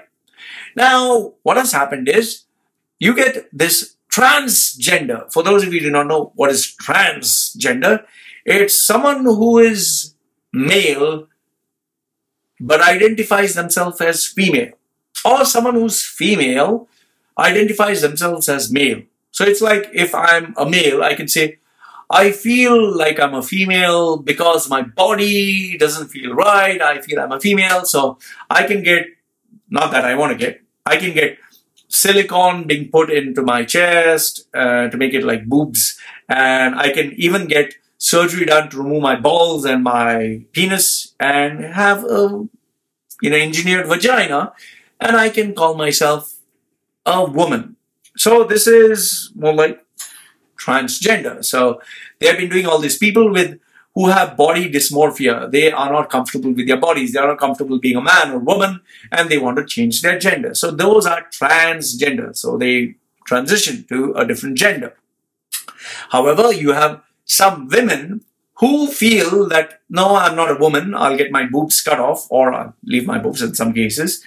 And I'll take testosterone shots, and I'll grow a beard, or I'll become a man. So they don't call themselves women, they call themselves a man. And some of them even get surgery to get a man-made penis there, okay? Artificial penis. Okay. So for the ones who don't get a penis, but who feel they are a man, who get their breasts cut off, and some of them leave their breasts, whatever, but they still have a vagina and they still have menstruation cycles. So those transgenders, what they are saying is, we also use these Pampers, or we also use these pads, and we are also always customers. So now what exactly is the problem? Why is everyone going, and why is everyone, having a problem? The problem is, now, until now, the menstruation cycles or the bleeding was a female problem. It was part of being a female. If you're a female, only then you have menstruation cycles. You're a male, you don't have bleeding, okay, unless, of course, you get a cut or you have hemorrhoids or something like that. Okay, so it's understood. So now when you have a transgender, a female who becomes a male or assumes that the person is male or has gender dysmorphia, body dysmorphia. So now they identify themselves, I'm not a female, I'm a male, okay? But the problem is they still have the female reproductive organs. They still bleed. So even though they consider that I'm a man, they still bleed. And so they have to use always products. They have to use these Pampers or diapers or pads or tampons or whatever. So what the problem is, they are saying, hey, excuse me, always listen, why are you using the female logo or the female signage? Now, even we, not men, trans men, we use it. So please respect us, respect our feelings, respect our community. Remove this only for females, include us. So if you remove, we will buy your product, we will use your product, you'll get a bigger market share. So what they're trying to say is this Ben Saunders, who is an activist, transgender activist, who says, why do you only have feminine logos on your packaging? Because even we transgenders and non-binary, all these fancy terms which they have, we use your product also. So in that is what they sent to Always. So the Always team, which is a company, they had their marketing people said, yes, that's a fantastic idea. Thank you for voicing your feelings. We care about your feelings. You're our customer and you're right. Because they were thinking, oh, cash dollars, oh, the money, because obviously you need to kiss ass in order to get more money. So they said, from, 2020 onwards, from the next year onwards, our packaging will no longer feature this feminine symbol because we don't want to hurt your feelings. So you will be happy. Now, because Always said that, all of a sudden the female said, how dare you, we have been having our symbol for so long. We've been using these Pampers and stuff to, collect all the blood and the waste products, and how dare you remove our logo. So they were very angry with the transgender, and many people, went on to Twitter. Like, for example, you have Ellen Back, who said, on a positive note, anyone who wants a brand that doesn't erase women, we can have a look at Luxury Moon. Luxury Moon, which is another product which has same Pampers and diapers and, pads for women. Then you have Anne with, that handle, Anne Vida, whatever. When will any company stand for women? A company providing personal sanitary products for women kneels over after a Ben complains, war on women. So another revolution. Then you have Vicky Lamb, who says women are quite literally being erased from sanitary products right now. Is there anywhere we are allowed to be visible? Always at the rate, tagging Always. I have bought your product since the age of 10. Stop erasing the people who use your product, or I will erase you from my purchasing power. Bye-bye.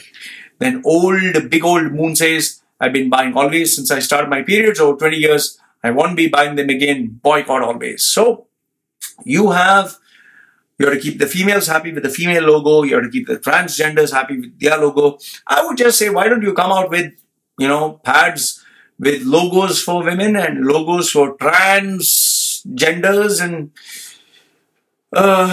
logos for binary. So everyone's happy. So have, like chocolate flavor, strawberry flavor, mint flavor, so you can keep everyone happy. I would just say that. So, what a big first world problem. Don't change our logo. It's our sanitary product. It's our Pampers. Yes. I just hope men don't start saying, What about us? What about our logo? We use always for whatever. My wife has asked me to buy for her, because she's not keeping well, I'm supposed to buy for my wife her pampers. So,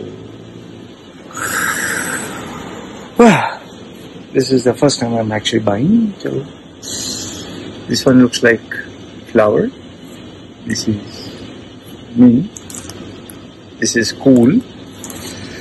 And this is gentle. And strawberry. Ooh, orange flavor. Ooh, very good. Okay, we have orange flavor, strawberry flavor, mint flavor. Okay. Ah, you have wings. You can fly. Wings. Also confusing. To buy baby pampers, and now I have to buy wife pampers.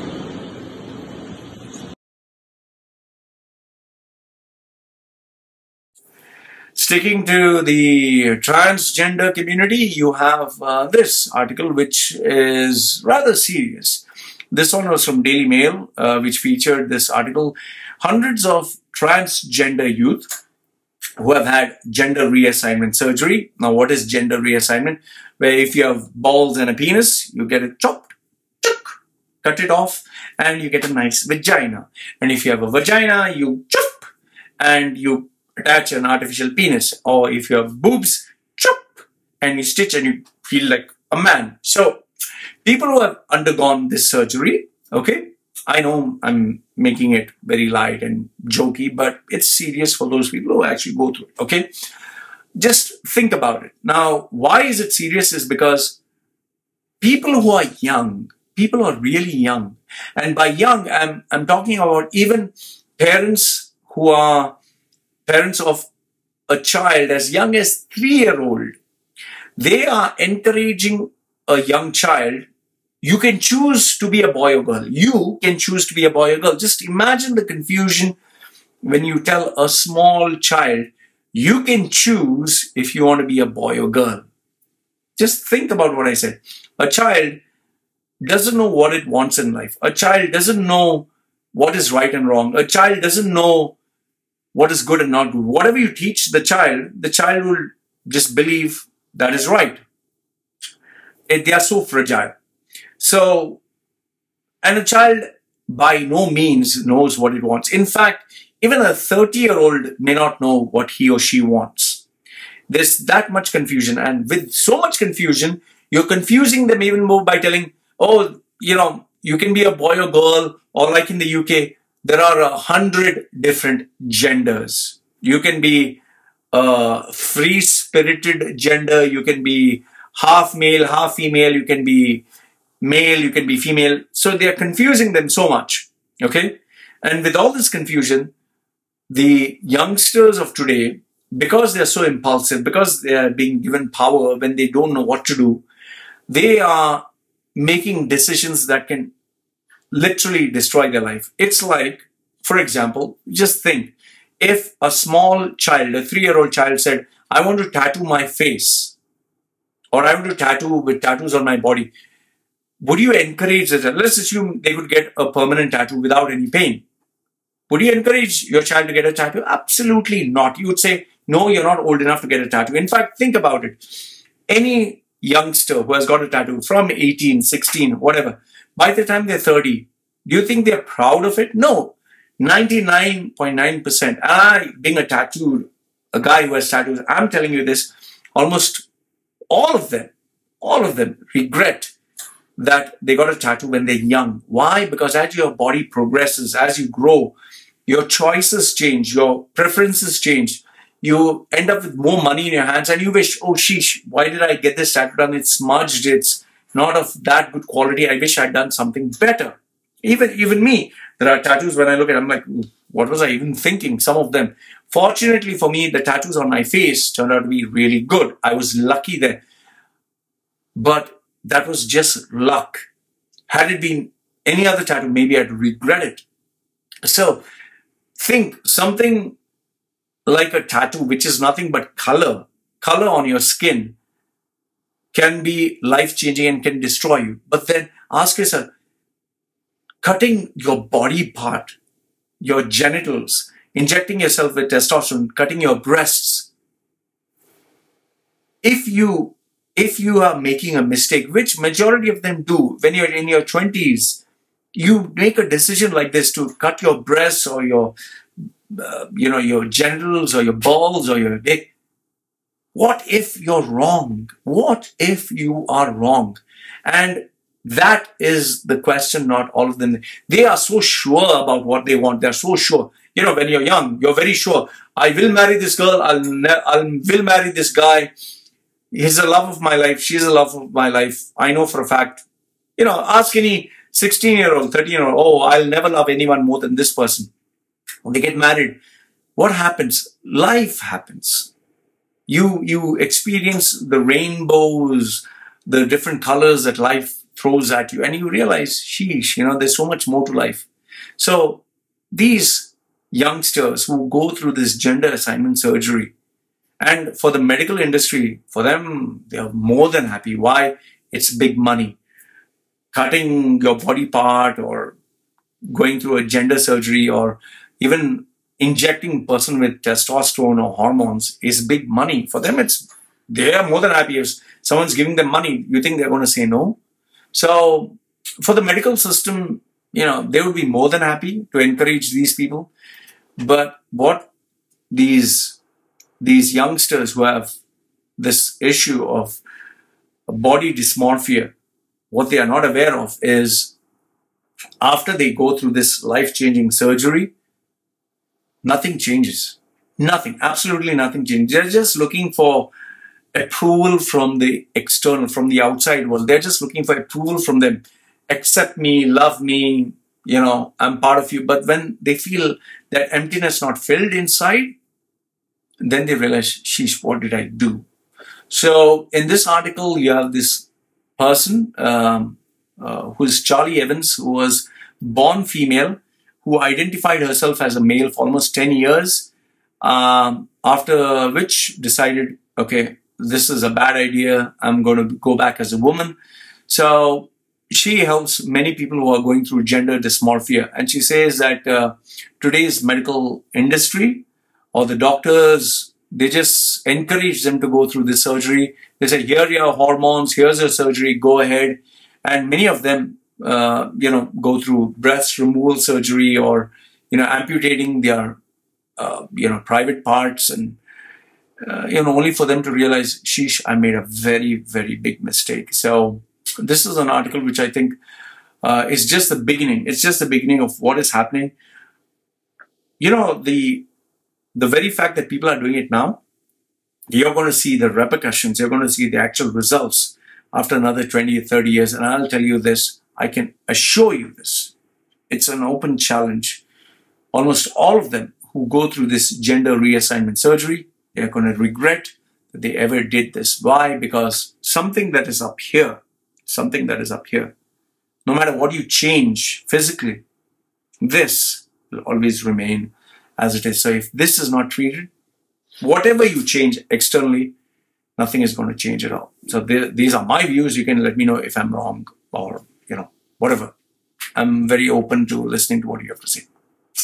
Last, if not the least, you have this news, love, when people talk about love, they run away from home or they tattoo a person's, like in my case, I tattooed my ex-girlfriend's face and she dumped me. But in this case, you have a Pakistani woman, this lady, Fauzia. She fell in love with this guy and she got married to him. So you might say, Loy, what's a big deal? A Pakistani girl falls in love. Well, this girl is a normal girl, beautiful girl. You can see her photograph. She's a normal, beautiful girl. So what's the big deal? Well, she got married to this guy. His name is Bobo. Bobo was the name of my pet dog, which I had before. That's not the Bobo I'm talking about. I'm talking about this gentleman. His name is Burhan. Burhan sounds like a very name. So Burhan Kisti, he lives in Oslo, which is not Pakistan. He lives in the western part of the world. So still you must be wondering, what's the big deal, Loy? So Fauzia fell in love with Bobo, Burhan. So, well, the only problem is this beautiful female who is 5 feet or 6 feet, she fell in love with Bobo who is 2 feet. So there's a big height difference. So you might still say, Loy, so what's the big deal? She married a guy who's really short. Okay. Well, he also has polio. So he's 2 feet plus he's a polio survivor. And on top of that, so you'll say, Loy, this is still true love. Well, the only thing here is Fauzia is normal. She's not very rich. Bobo is a celebrity of sorts. He has money. He has company. He is also a celebrity on Twitter. He has won many awards. He is the best male inspirational person of 2017. So my evil brain, as you can say, looks at it as it's not just love. It's Pakistan, the West. Oh, no money. Oh, a lot of money. Ooh, So I see it as many other factors apart from just love. But then again, maybe I'm wrong. So I'm not saying that, she's a gold digger. I'm not saying that he doesn't have a personality. He might be the most intelligent guy. Okay, he might be the most happening guy because obviously he has a successful business, a brand, whatever. However, when, like I always say, when something is too good to be true, it's seldom too good to be true. So anyway, you let me know your thoughts. Maybe she really loves a 2 feet tall, polio victim, like you had Nick Wojcik, who doesn't have hands and legs, and he has married this really beautiful lady, and they have had children together. You even had another very successful guy who died. I don't know what's his name. I can't get his name right now. I'll show you his image. Beautiful lady. She married that inspirational guy. So, well, I don't know. I just find it very hard. I'm just sharing my pessimism or skepticism that this is true love. But then again, maybe it's true love. You let me know, what do you think? Do you think this is true love, or do you think this is something like it's a money that talks? Let's assume. Suppose she was a millionaire or a billionaire. Let's assume she was rich and he was super poor. Let's assume she was from Oslo and he was from Pakistan. He was poor. Would she marry him then? That is a big question. So if you feel yes, that's it, maybe I'm wrong. So let me know your thoughts. Like I always say, I'm always open to your opinion. So those were the bits of weird news. Now moving on to UAE-based news that impacts expats or that involves expats. Now the first one is this one, where obviously it was covered by The National, where it says the Dubai DJ who lives with his parents wins a private island in Canada. Island, imagine island, not prize, he wins an island. Then you have Khaleej Times that says Indian origin expat in Dubai wins a private island in Canada. And you have Areem Business that says Dubai-based Portuguese DJ. So he's Portuguese, he's Indian, okay, he wins a private island. So if you read this article, you will find out that this young man who stays in Dubai has actually won an island. Who, my goodness, he is in the rare company of Richard Branson. And he has also won 100,000 dirhams. So that's a lot of money.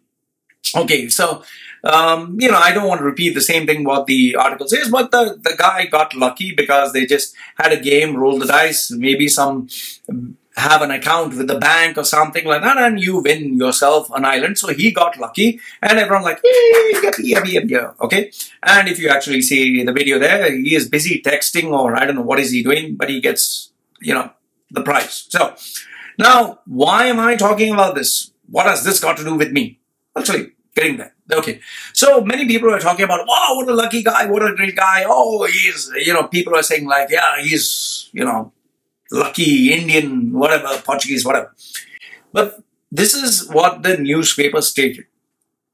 Now, what the newspapers did not state, or what most of you do not know, or what you also may not know, is this guy, whose name is Brendan Lopez, 27 years old, cute looking little young. Don't worry, I don't have any feelings for him. I'm not that kind. I'm happily married. I like women. Okay. So this guy, Brendan Lopez, who is with his mummy daddy, who's a DJ. He is, as for national.ae, he is Indian. And as for Arabian business, he is Portuguese. So I don't know what, maybe he's both. He is my friend. Yes, my friend. Everyone who's rich is my friend. Everyone who's powerful is my friend. So any sexy looking female is also my friend. So exactly, he is my friend. Now, I didn't mean it in that way. What I'm trying to tell you is, I have known this young man for many years. Now, I will tell you what has not been mentioned in these papers. And this is the part which I want to share with you. Now, Brendan Lopez, what the newspapers have not shared and what you do not know is, Brendan Lopez is an amazing human being. He is a really, truly incredible, wonderful young man. He is a nice boy.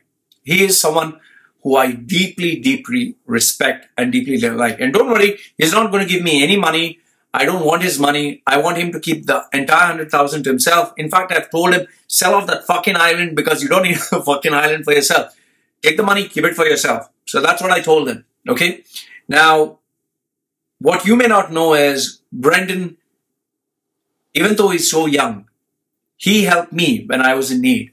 This is what 99% of you, or even 100%, nobody knows actually, this is the first time I'm actually saying it, so 100% of you do not know, is he helped me in my moment of need, okay?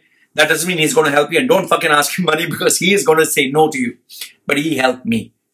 The second thing what people do not know about him is, third thing, not second thing. First one is he's a good guy. Second thing, he helped me in my time of need. Third one is, the guy, he started off his career working for 7days.ae, which was a newspaper. Those days, for those of you who have been in UAE for many years, would know 7 days was a tabloid kind of paper, which used to share, I mean, not the international global headlines, but normally the things that were happening. It was a great paper. It was a shame that it shut down. So he was working for this newspaper. And unfortunately or fortunately, it just shut down after 3 months of him joining there, and it was a great place for him to work. Then he joined another company, that also shut down. It looked like whichever company he was joining shut down. So eventually he asked himself, why the fuck am I joining other companies, taking their visa and ending up nowhere? I might as well create something of my own, which was very enterprising. So he created something of his own from zero, from scratch, and that was Sparkmedia.ae. Okay, so he started off this company.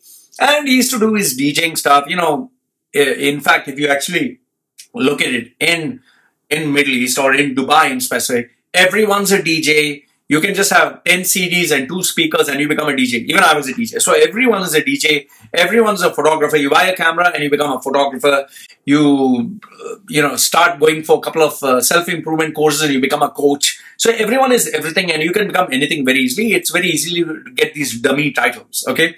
You can open a company and call yourself Managing Director and CEO. So in the same way, every idiot, every Tom, Dick and Harry who has 10 CDs and who has 2 speakers, a subwoofer, becomes, yo, I'm DJ X, I'm DJ, whoa, I'm DJ blah, blah, strange name like DJ Xerox and DJ Wah and DJ Wah, and they have Doctor, yeah.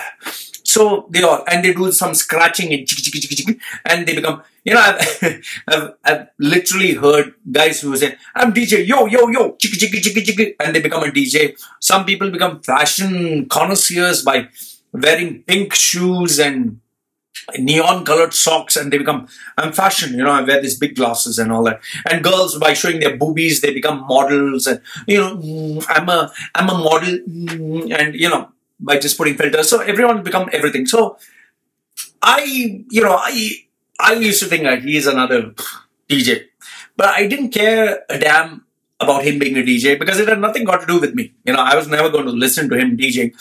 And personally, I'm being honest with you, I don't know how he DJs.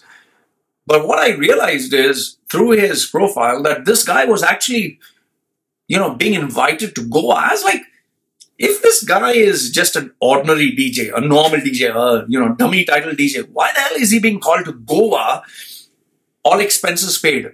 He must be, getting people drunk or must be doing them some real big favors. Like, I was like, he's not rich. So either is he giving his ass? No, he's not that kind of guy. He doesn't give his ass to anyone. So why is he being called? So then I was like, maybe, some tie-up. But then I realized there was no tie-up. So maybe he's talented. So I was like, okay, fine, maybe he's talented. But then he kept getting called, every time I'd see his Facebook page, obviously the feed would sometimes come that he's being invited to this gig in Goa and that gig in Goa and this place and that place. I was like, okay, maybe he has this initial luck. But then he started winning some awards for DJing. So I was like, bloody hell, the guy must be good at something. Okay, fine. So that is the DJing aspect. I'm telling you, even now, I don't know how he DJs. Maybe he is just good for some crowd or whatever. But the part which I got really impressed, this is the part. When I spoke to him, as soon as he won, I'll come to that, what happened, which you really should listen to. It'll be mind-blasting, like, Russell Peters, mind-blasting, I asked him, like, after he won, I got in touch with him, and he sent me Sparkmedia.ae. I was like, another bullshit company, whatever. So he said, we do DJing, videography and all. So I thought he was one of those human tripod stand, holding the camera, waiting, ding, ding, ding. And, you'd see any videographer, they mostly come from South India, named Santosh or Ramesh or Suraj, who will hold a camera and, focus in, focus out, and they become a videographer or a photographer, okay? So I thought he is one of those, human tripods. And called himself an advertising and marketing expert. I was like, advertising, yeah, right. You're speaking to the branding expert, whatever. But then he shared me this link. He gave me this link, and I watched the video, and I'll put the link, When I watched the video, I was like, fucking hell.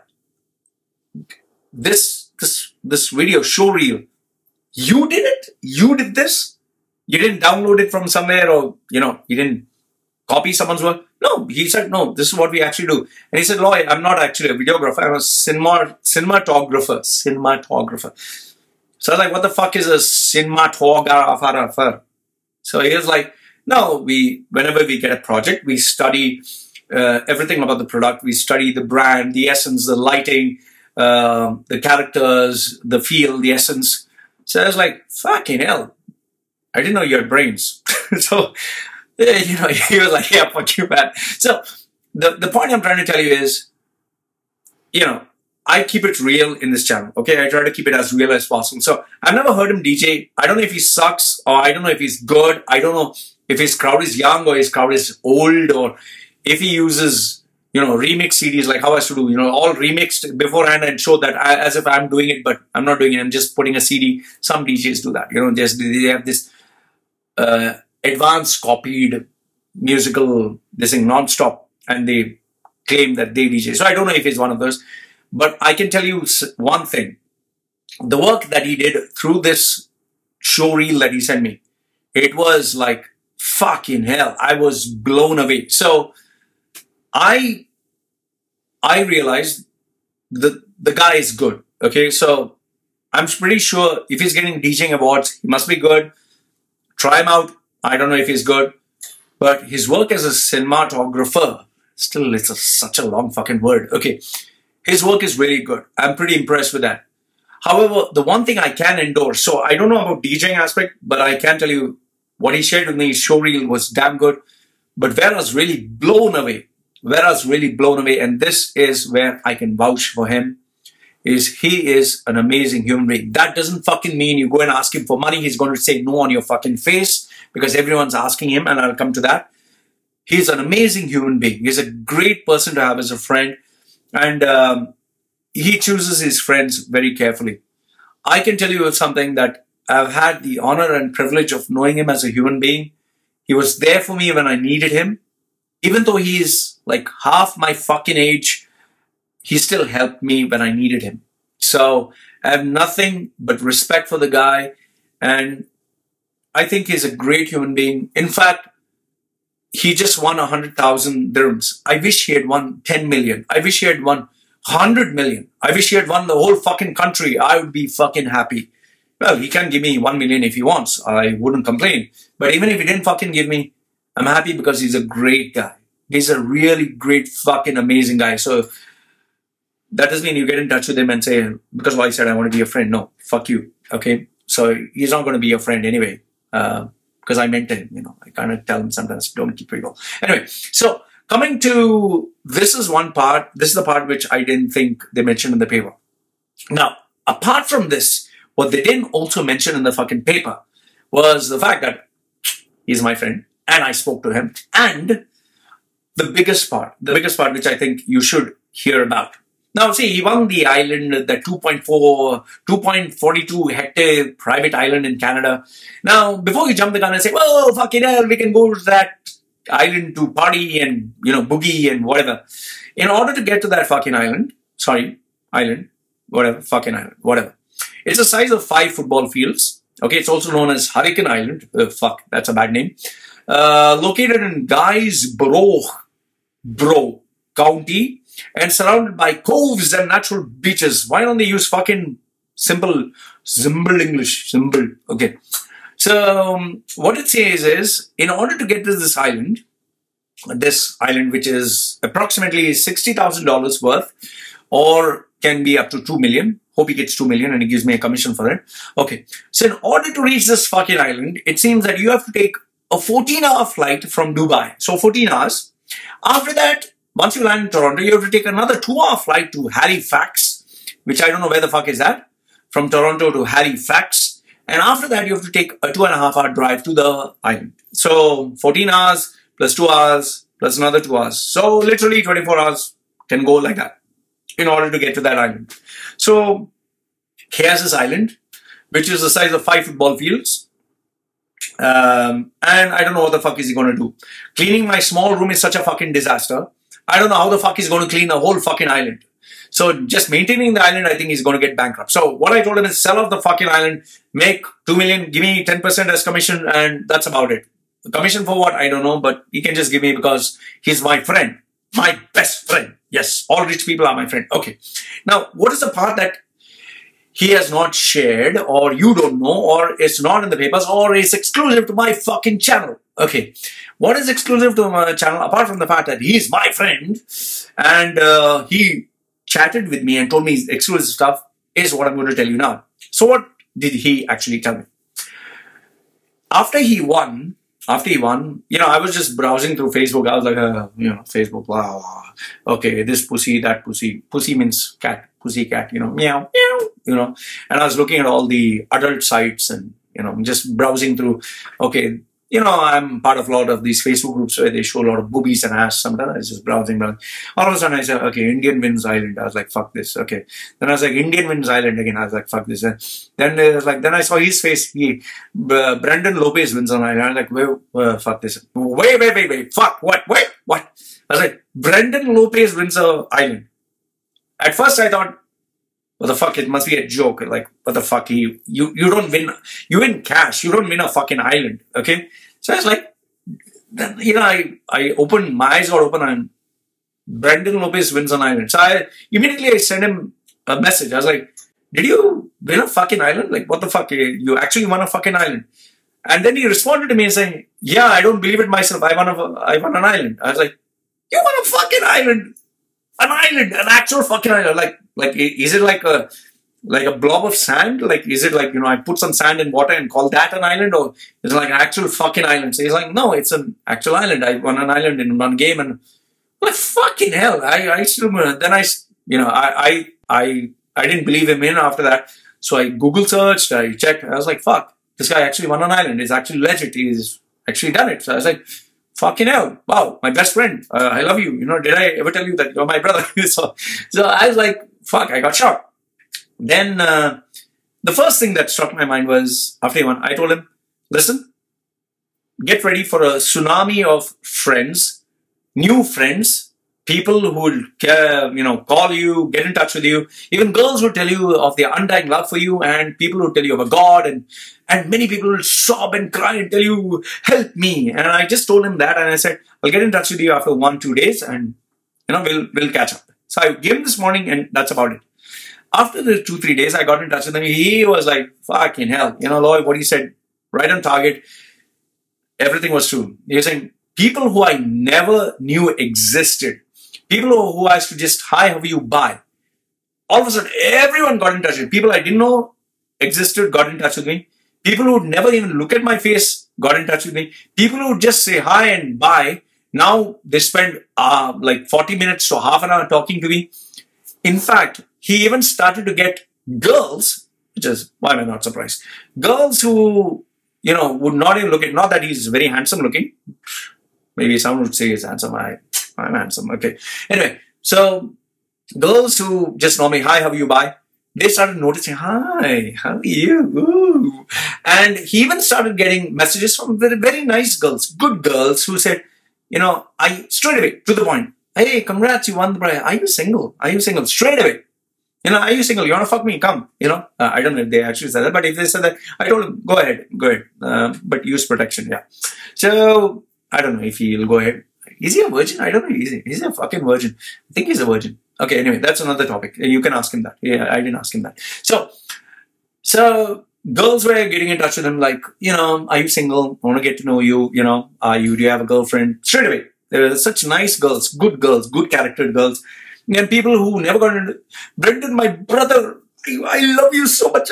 My brother, I'll die for you. Anyone touches you, Brendan, I'll kill him. You know, those people also got in touch. His relatives, Brendan, my son, you remember, you're my aunts, uncles, nephews, sisters, daughters, great-grandmothers, third generation, relative of mine, you know. I am from Trichur, you are from Portuguese, we are related, like this, yeah. So they also got in touch with him. And then it seems many people got in touch with him, tell him, Brendan, you are here to do God's work, Jesus work, Allah work, Lord Shiva, Ganesha, Ganpati, and Zeus, Amun-Ra, everyone's work. You should help the poor. You should help the poor people, poor. Starting with I'll give you the name and address of charity, give all your money to them. Help the poor. So I told Brendan, if you want to help the poor, I'm poor, you help me first, okay? Then we'll help everyone else. So anyway, they got in touch with him, they said help the poor. He got a lot of free advice. Brother, you know how to invest and all. In fact, he got many people who called him and said, Brendan, I know you don't know me, I also don't know you. But since you got the money, you don't need it. Please give it to me because I'll give it to you back one day. One day I'll give you back. Promise, God promise. And many other people said, oh, Brendan, my mother is dying, my father is dying, my dog is dying, my daughter is dying, my son is dying, I'm dying, my ass got raped, this got raped, that got raped, everyone. So all of them asked him money. And finally he said, shit, you know, I didn't know whether to delete my phone. I said, just enjoy the attention. It's going to be there for some time. After which, eventually, it'll die out. Okay?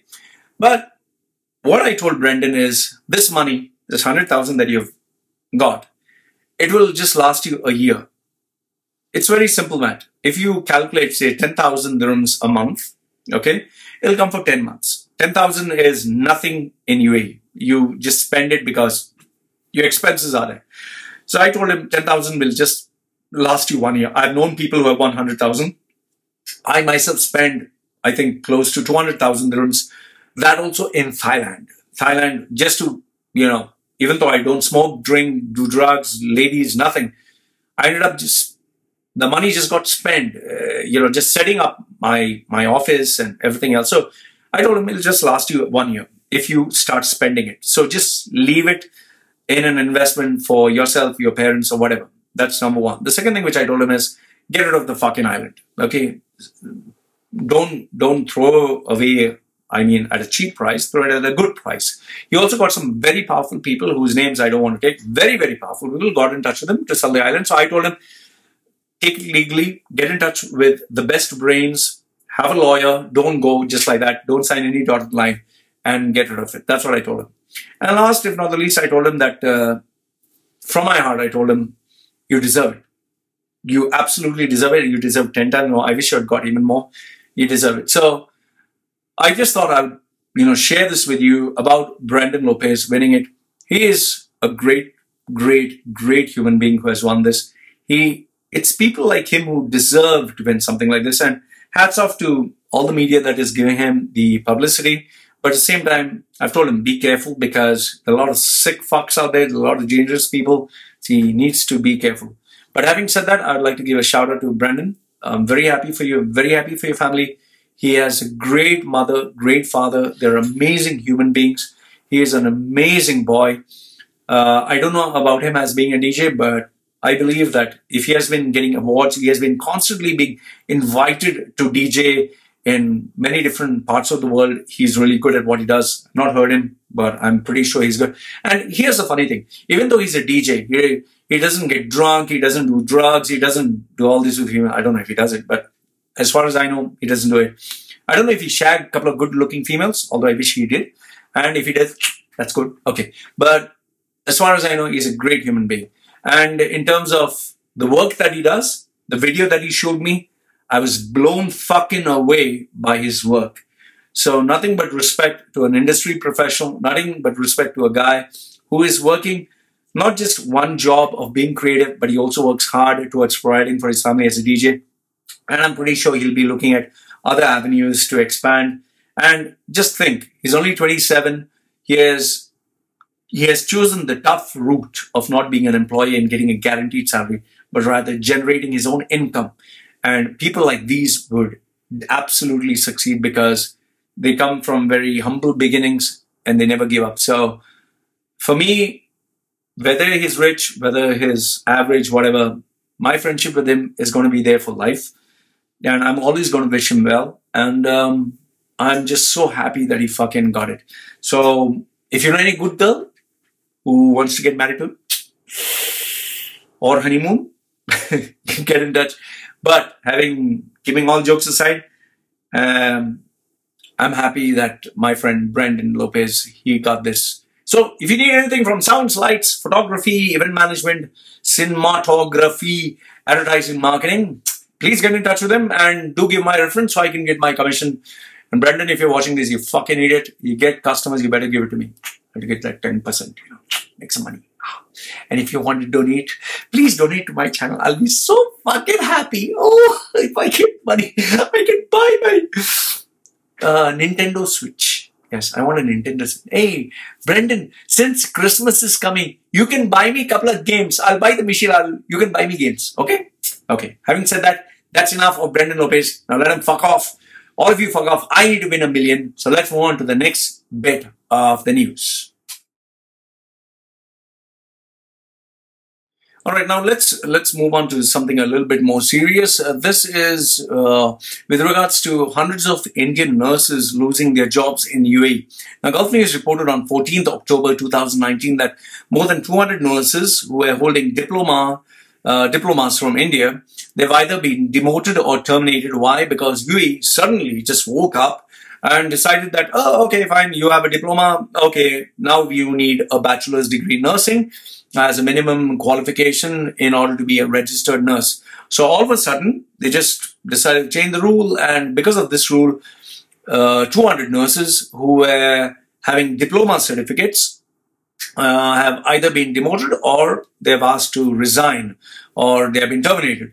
Now, the only option that most of them have is they will pursue a post-basic BSc nursing program from universities accredited in the UAE by the Ministry of Education 2020, so they can make some little bit of money there, or they will have to, just leave the country or maybe do some, maybe lower level task or work in some private hospital if they can. See, the problem is when they come out with these new rules and they implement them suddenly without giving them a buffer, I mean, there are so many people whose lives can get affected. Now, over here, just think about it. If you have a husband and a wife, both of them working to make ends meet, to take care of their children, and Indian families, mostly Asians, Indian, Pakistanis, Bangladesh, Sri Lankans, whatever, they take care of their parents back home. They take care of their parents, their relatives, whatever. Now, just imagine, the person has spent a huge amount of money to educate themselves. Nurses pay something, correct me if I'm wrong, in the range of $15,000 to maybe $20,000 to $30,000 just to get a diploma. Now, after paying this kind of money to different universities and then coming to Dubai to start a new life, And, they settle down, they spend a little bit of money to settle down. Okay, child goes here, okay, we start our life. Only to be told, I'm sorry, what you studied, what you're good at, now you can't work anymore. You just cannot work anymore. Find yourself another job. You know how much it'll destroy that family? I can't even imagine. And then they need to have a plan B. And if you're just starting your life, or just living hand to mouth, all of a sudden you have to make a new change. I mean, that really destroys a family. So here you have 200 families, 200 nurses, 200 families. All of them have to run helter-skelter just to, find a solution. Now, for those who completed it from University of Kerala, I think for them, it's not a problem. But for most others who did it from different other parts of India, where in India, they're saying it's okay, we recognize it. Anyway, they're saying, no, I'm sorry, we don't recognize it. Get yourself a bachelor's, get yourself a degree, or you can bye-bye. So I look at it as, what the fuck are you doing, man? So many people do feel that this is high quality. I don't think there's any high quality here, because your life is in the doctor's hands, not in the nurse's hands. Most of these nurses are really hardworking. Individuals who really, really put their heart and soul into their jobs. I've never had a bad experience with any nurse, Indian nurse, or, all the nurses in UAE. It's always the doctors who have had a problem with. So I really feel bad for them, and I hope that, I don't think the government gives a fuck anyway. So I just hope they get a solution, and I just hope common sense prevails between both the countries, or at least give them a fucking buffer time of 2 years to make the transition, not just suddenly. This is the problem. This is the fucking problem in the Middle East, where they just change the fucking laws like they're changing their fucking underwears. They'll not have the same restrictions or rules for their citizens, but for the expats. And that is a fucking shame. You use people when you like, and when it's no longer your benefit, you tell them fuck off. That's fucking wrong. So anyway. Next one is UAE News. Dubai police assures their confidentiality for cyber crimes. October 20th is the report that came out that Dubai police, in its Twitter handle, said, if you have any online illegal activity for which you fall a victim, like cyber extortion, online hacking, internet fraud, online identity theft, anything like that, and someone's blackmailing you and asking you for money, just don't be afraid, approach us, okay, and we will take care of you. And they've given their website, ecrime.ae.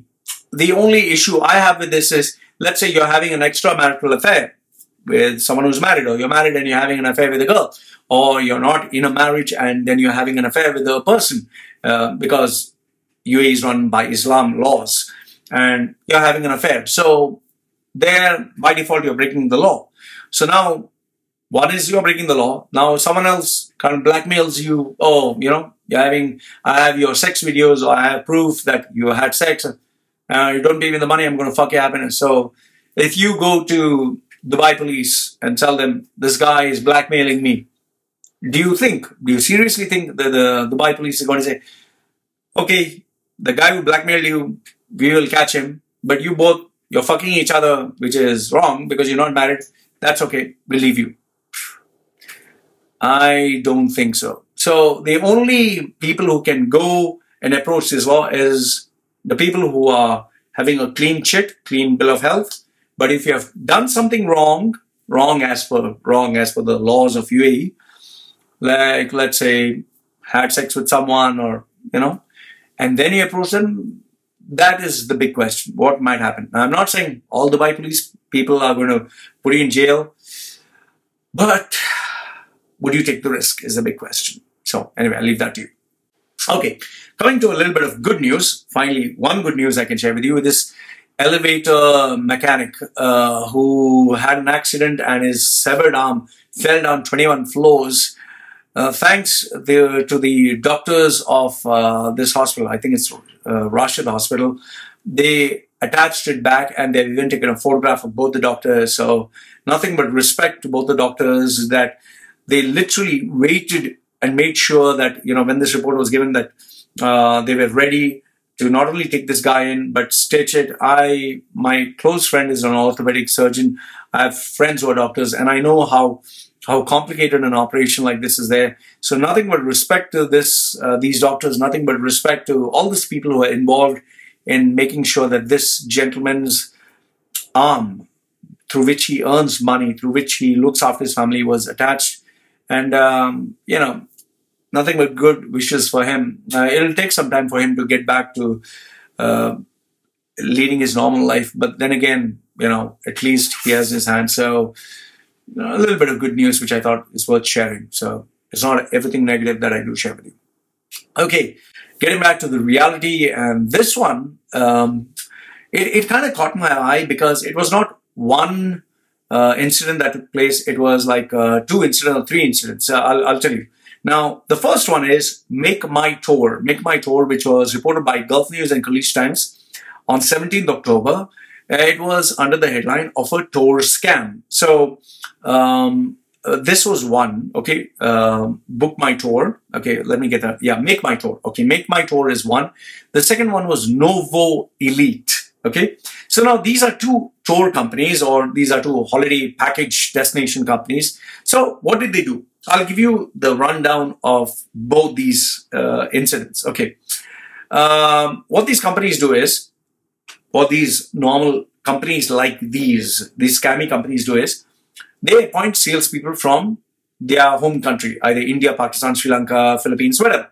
They appoint these people low-level salaries, and they give them specific instructions whereby they are supposed to stand in shopping malls or busy crowded areas, or even in bus stops. I know this because I literally bumped into them, and I've even had people who asked me, who are these people? Okay, it's because I've been in UAE for 40 years, as you know. So this has been taking place from the last 5 years or 10 years. Okay, so where you have these people, and it has gained prominence in the last 5 years. So these people who are there in crowded areas, they hand over leaflets whereby you have to fill, and they tell you, would you like to participate in a free raffle draw? Okay, you don't have to pay anything.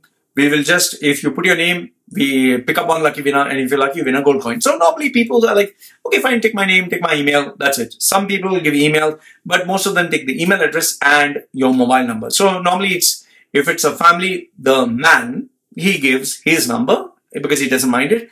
And you know, when you're a family that's a normal, ordinary family, and you have a chance to win something, why not? Okay, so they give their details. Now what these people do is they collect all these details. Maybe per day they can get 100 or 200 numbers. Okay, they collect all these details, and if you have 10 salespeople, you'll have 1,000. If you have, let's say, 20, 30 or 100 salespeople, you can multiply. Okay, so let's assume he has 10 salespeople, each one gets 100 names. 100 into 10 is 1,000. So he has 1,000 people's database. So immediately he sends a template, a WhatsApp message and email. Okay, so it's either WhatsApp or email, stating to all of them, and all of them don't know that all of them have got it. Congratulations, you have won a gold coin, or you have won this prize worth 2,000 dirhams. Please come to the office to collect it. So please come with your family. So when the person says, they always make sure it's come with your family. Why? Because when you bring your family, there's always that pressure. Okay, so this is a strategy of scammers. So when they say, please come to the office and collect it, so they take their family, dress up pretty well, and they go to the office so to collect their prize. Now, keep in mind, now when you think, okay, they've called me to collect the prize, I'm going to an office, so it's legit, it's legitimate, and well, it's a company. So when you go there, there's a receptionist, welcome, please have a seat. So they make sure that you're waiting or wherever, and you know, it's not like everyone's together to discuss, because they don't want you to discuss. And they'll make sure that you're sent to a particular sales agent. Once you're sent there, now obviously you're waiting to collect your prize.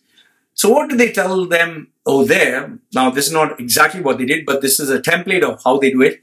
They tell you, you can collect your prize, congratulations, you won a prize, whatever.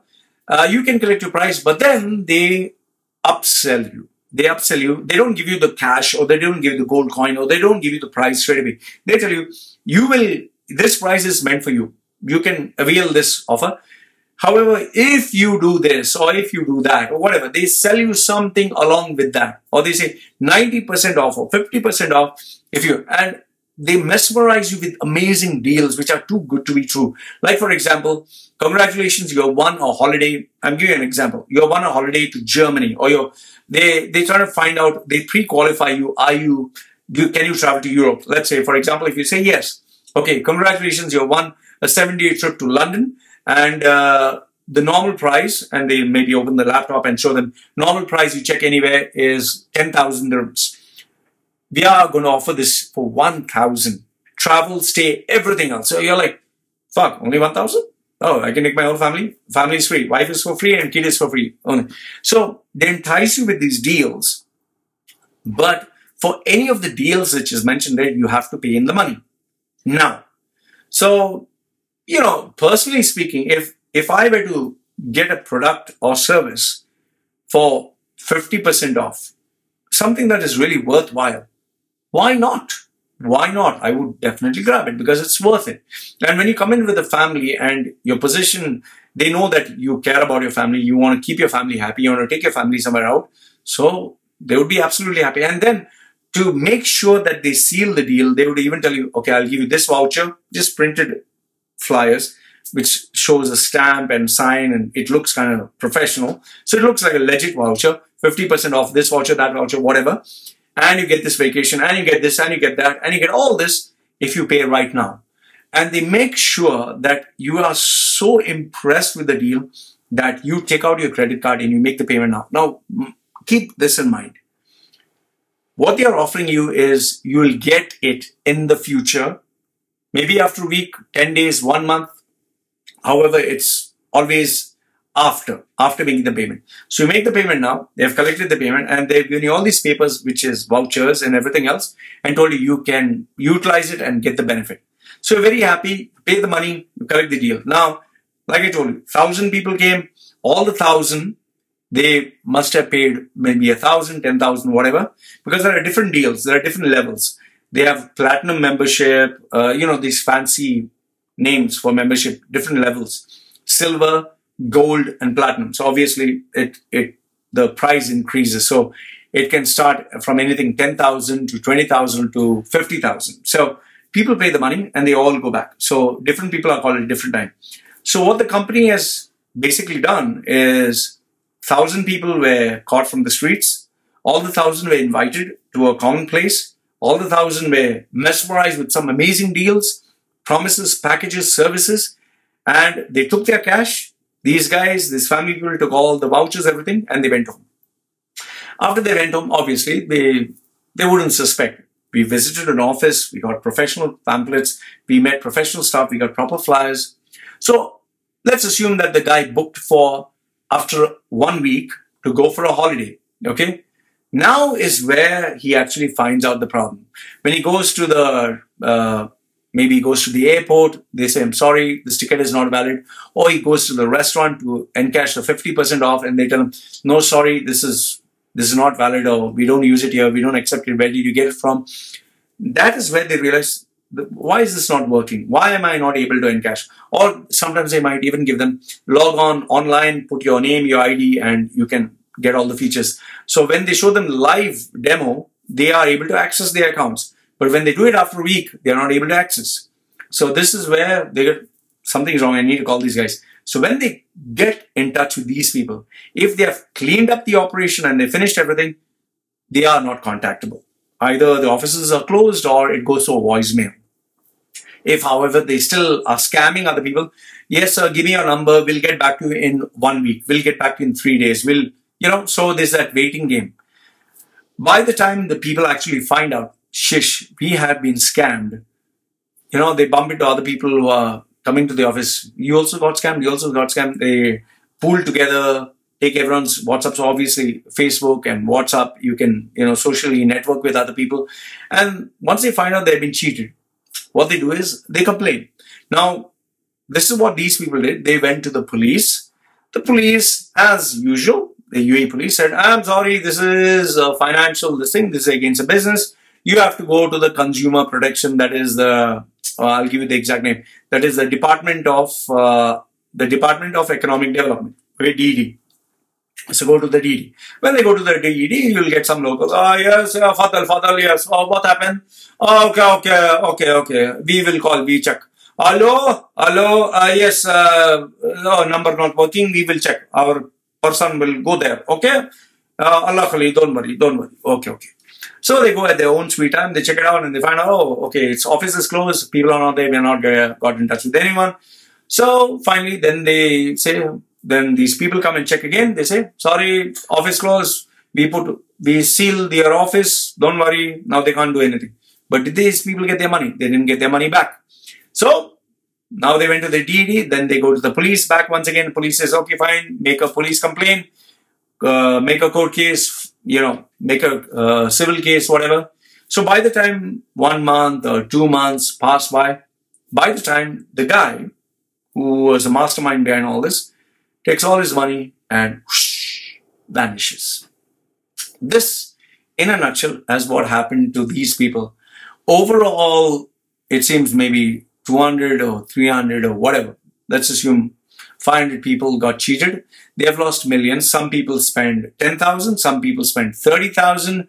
In terms of dollars, people spend from $500 to maybe 10,000 to 20,000 US dollars. They have spent. They were promised trips to India, Malaysia, Singapore, Europe, round trips, exclusive membership, free benefits like stay 6 nights, 7 days, breakfast in 5-star or 4-star hotels, airport transfers, city tours, international choices, international tickets, exclusive discounts, stay in VIP locations, 30% discount for the families, so many gift vouchers, food vouchers. So all this turned out to be nothing but pieces of paper. So in a nutshell, this entire both these companies have done just this. And I did speak about it in my previous video, and I told you that one of my friends, he was approached by one of these guys in Lulu, and his friend was approached by another guy in some other supermarket. So the point I'm trying to say, in UAE, all these scams take place. UAE has become a hub for scammers. The reason for this is the law just doesn't fucking protect them. You go to the police, they have no brains. Because their hands are tied. The law states that if it's a financial issue against a business or it's a check, it's not a criminal offense. So go to the, department of some other department of donkeys. You go to that department, okay, we check, and for them also, they don't fucking care. So they say, okay, we close the office, then Khali, you check police. They go back to the police then says, make a court case. Court case is what? They'll get the money. The lawyers will be very fucking happy. You made a case, you book their services. They don't care whether you win or whether you lose. Anyway, they get their fucking money. They get paid by default. So at the end of the day, the victims are fucked. The scammers have made shitloads of fucking money, easy money, and get the fuck out. The people who are law, who are supposed to take care of the law and the integrity and the respect of the country, are just happy to collect their fucking salaries. So if a change has to be made, it has to be made from the top. And given the fact that this is run by, the country is run by sheikhs, until the sheikh decides that enough is enough, I need to put my foot down, nothing is going to fucking change. You're going to keep having scams like this. You're going to keep having, scammers, fraudsters, and people with twisted minds who will take advantage of all these innocent people. So I don't think anything is going to happen. And like I always tell you, UAE is going to continue being the hub that attracts all these scammers, fraudsters, online people. And even now they have started this virtual license or virtual business. It's going to increase the number of scams. And if you have money, if you are an honest, genuine person, please make sure if you pay money, you get the products. And please, it's better to do business with a global brand than to do with some national brand or some ordinary brand. Even these, these 80%, 90% clearance sale, this original perfume, which you're getting branded perfume, like a global brand like Gucci, Armani, all that. You're getting it for 10 dirhams, 20 dirhams. It's not fucking Gucci, it's not fucking Armani. It's not Prada glasses, it's not Reebok. It's all fucking fake brands. You can never get a Apple iPhone for $100, okay? Because its value is 1,000. So then how the fuck do you expect a luxury brand you get for 1/10 the price? People never fucking use their brains. They think, oh, this e-commerce store has become very generous. Then why the fuck isn't Amazon.com doing it? Why the fuck isn't if Bose, let's say Bose is giving for 90% off, why when you go to the show, they don't offer you the same discount? People should use their fucking brains. They don't use it. And that is why you get fucking jacked. So personally speaking, I don't think it's any use telling the newspaper will only put a nice story, they'll get millions of views and hits. You go to the police, nothing, they're just there to stamp and, just to get their salaries month end. You go to the government, nothing, they don't give a fuck because they don't give a fuck about you. They are getting their salaries anyhow. The lawyers will be very fucking happy. Oh, you got cheated, book the case with us, pay us the money, then we will start the case. They all make money, you lose more money, and you lose even more money by reporting the scam. So these are my thoughts. Let me know, what do you think? I'd love to hear from you with regards to this scam. Okay, sticking with the scams that are taking place in UAE, this one was reported by Gulf News where you have a lady whose name is Ruhi Imran. She's a 34-year-old Pakistani woman and a banker by profession. She works for Sharjah Bank. And then you have a husband who works for an event management company. And both of them together have 5 children to support. Wow, that's a big family. Okay, so they, by default, it's obvious that when you have 2 people and 1 baby, you have to really work hard to take care of the 1 baby. But if you have 2 people and 2 babies, then you have to work twice as hard because you have 2 more mouths to feed.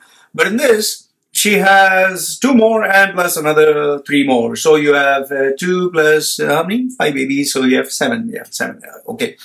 So they have 7 people in the family. So it is not surprising that they will always be on the lookout to find ways and means how they can earn more to feed the family. So it's a good family. So this lady, she was and is enterprising. So she not only wanted to work for a bank, she also wanted to find out ways and means how to earn money. So that is where she bumped into stories of how people made money online, became rich and successful. And one of those stories, apart from all the bullshit stories that people always give, like, I made 7-figure income in just 2 hours. I made, $1 million in 1 year.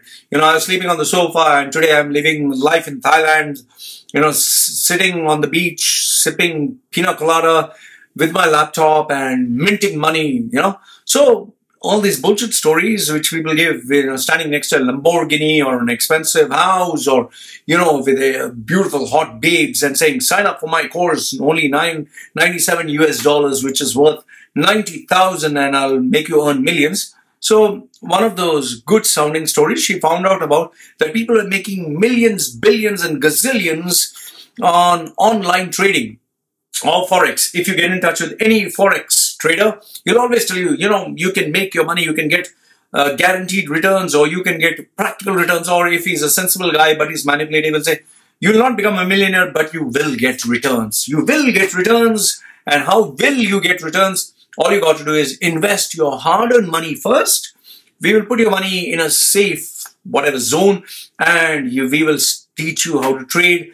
We'll take our charges a little bit here and there. But we'll teach you how to trade and you will make money like everyone else, Like even these apps which are coming on your phone, you play a game, they show you that, oh, the graph is going up and up and up and they are making money. Wow, I got $5 today, I got $10 tomorrow, I'll get $20. Oh, so quick get rich scheme. It's called quick get rich scheme. So even she fell for this living the dream.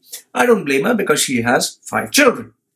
So she opened an account with this company, Overseas Forex. Overseas, see the fun? Overseas, nothing where you can physically, interact. Overseas Forex broker Aero Trade, okay, and trade in financial markets. So initially, they always start small. They never take big. So she made an initial investment of $1,250 in May 2019. Okay. And however, after putting a little bit of money, they are good at what they do. They managed to trick her into putting more and more and more and more and more. Finally, she put so much that by June, it became $21,000. So from $1,250, she kept putting more, they don't allow you to remove. You only put, and they show you highs and lows and highs and lows, and they keep giving you this dopamine high. Wow, the excitement and all that. She put 21,000. And, well, she wanted to withdraw it all. When the guy said, no, listen, try once again. Just one more time. If you put small, I'm pretty sure you'll get it back. At least, the sweet sounding one, at least get back your investment, what you put. So the person says, okay, last time I'll put 500. But this time when they put, they don't lose it. They see the money multiply. Whether it's real, fake, manipulated, whatever. So she kept looking at money growing. And that made her happy. That made her confident. That made her believe in the dream, as you can call it. So eventually she put $21,000.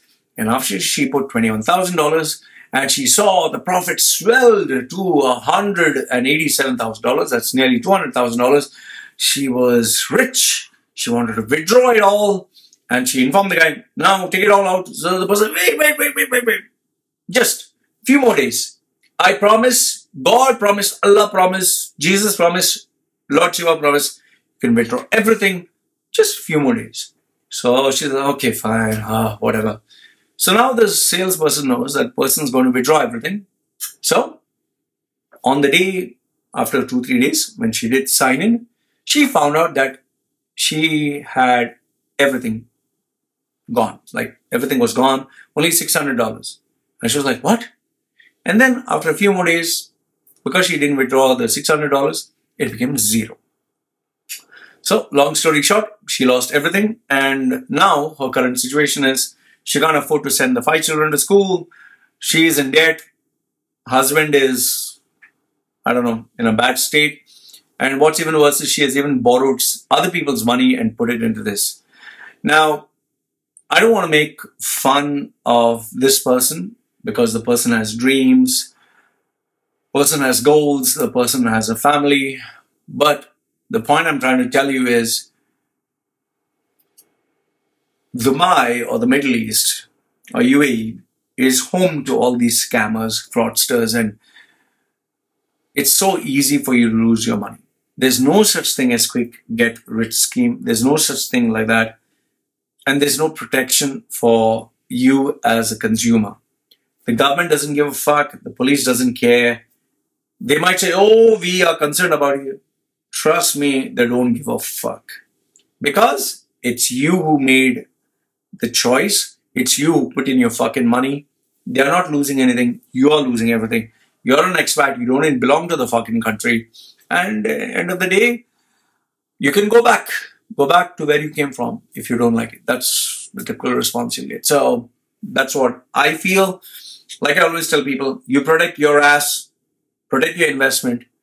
Don't fall for all this shit. And remember, end of the day, if you lose it, nobody's going to give a fuck about you. So it's sad what has happened to this woman. I can't even imagine what the husband and wife is going through, because me, if I lose even if I lose $10, it really fucking hurts me. It seriously does. No matter how much money I have, it's money is money. You can imagine what this person who is not rich, losing $21,000, what it must be doing to them. The sad fact is now their children can't go to school. They have debts, credit cards, and other people's borrowed money. Now, still sticking with this, I give you the example that when it's your own money that you lose, they don't give a fuck. But if you borrow money, someone else's money, that is, especially if it's related to the government or some powerful person complains about you, then you can't escape. dailymail.co.uk speaks about this gentleman, Robert Irwin, who is British national, 67 years old, shipping company manager. He arrived in Ukraine. He had left UAE years ago. But when he went to Ukraine for holiday or whatever, he was arrested in Ukraine. And why? Because a 140,000 dirham check or 30,000 pounds check that he has issued. I don't know whether he's telling the truth or not, but as for this report, he claims that he had not issued it, he just signed it or he was manipulated to sign. So a check that he had issued 13 years ago, 1-3, now it was submitted to Interpol, and Interpol, which is supposed to do nothing but criminal work, instead they have, worked with Dubai and HSBC, Hong Kong, Shanghai Bank, to file a case against him, and because of which he got jailed, and they didn't want to let him go. However, when they found out that they didn't have any evidence against him, they left him. But he has been informed that if he tries to leave Ukraine, now he's a British national, he has to go back home, he's a grandfather, go back home to his family. If he tries to go back, he will be jailed again because Interpol has a red notice against his name. Red notice means you travel anyway, you'll be jailed, you're a wanted man. So now I'm not trying to say that he is innocent. I'm not trying to say that, he is a nice guy, he never issued. I don't know. I'm telling you, I don't know. But what I'm trying to tell you is, if you take money from UAE or from any powerful bank or any powerful local from UAE, don't think you have an easy way out. I get plenty of people who book my services, and lately there have been plenty of them who book my services to take my advice on what to do. They've taken credit cards, they've taken loans. Some of them get job offers. They run away from UAE and they want to try in Oman or Qatar or Bahrain. What should they do? I study their profile. I check with my contacts and I give them the proper advice. Many people have got in touch with me, but by default, I always tell all of them one thing. Don't think you're smarter than the system. Don't cheat the system. And if you have taken money, it's your duty to pay it fucking back. So by default, that's my first piece of advice, which I do give them. But then again, there are many cases where people are genuinely sick, or people have genuinely made a mistake, or just bad fucking choices in life. And there have been cases where people earn just maybe $1,000 or $2,000 and they have taken like, $50,000 in terms of loans. And, even if they work for the next 20 years, they would never be able to pay it back. So what do you do then? Then that's a big question. So I've got many people who have taken my advice, my consultation, my services, and I've literally had to sit down with them, study their profile, and tell them what is the best course of, solution for them. Because if you have taken from certain entities, no matter where you are, they will eventually catch you. Unless, of course, you're decided you'll go back to your country and you'll never leave the four walls of your forest or your village. Other than that, trust me, there are ways and means for them to get to you. And if they do get, you're going to get fucked. So this was another case which I thought was worth speaking about, this news report. So moving on to the next one. Now, this one is a shocker. When this news came out, I'll give you the outline. This is from Gulf News. Medical malpractice led to a child's brain damage. Okay.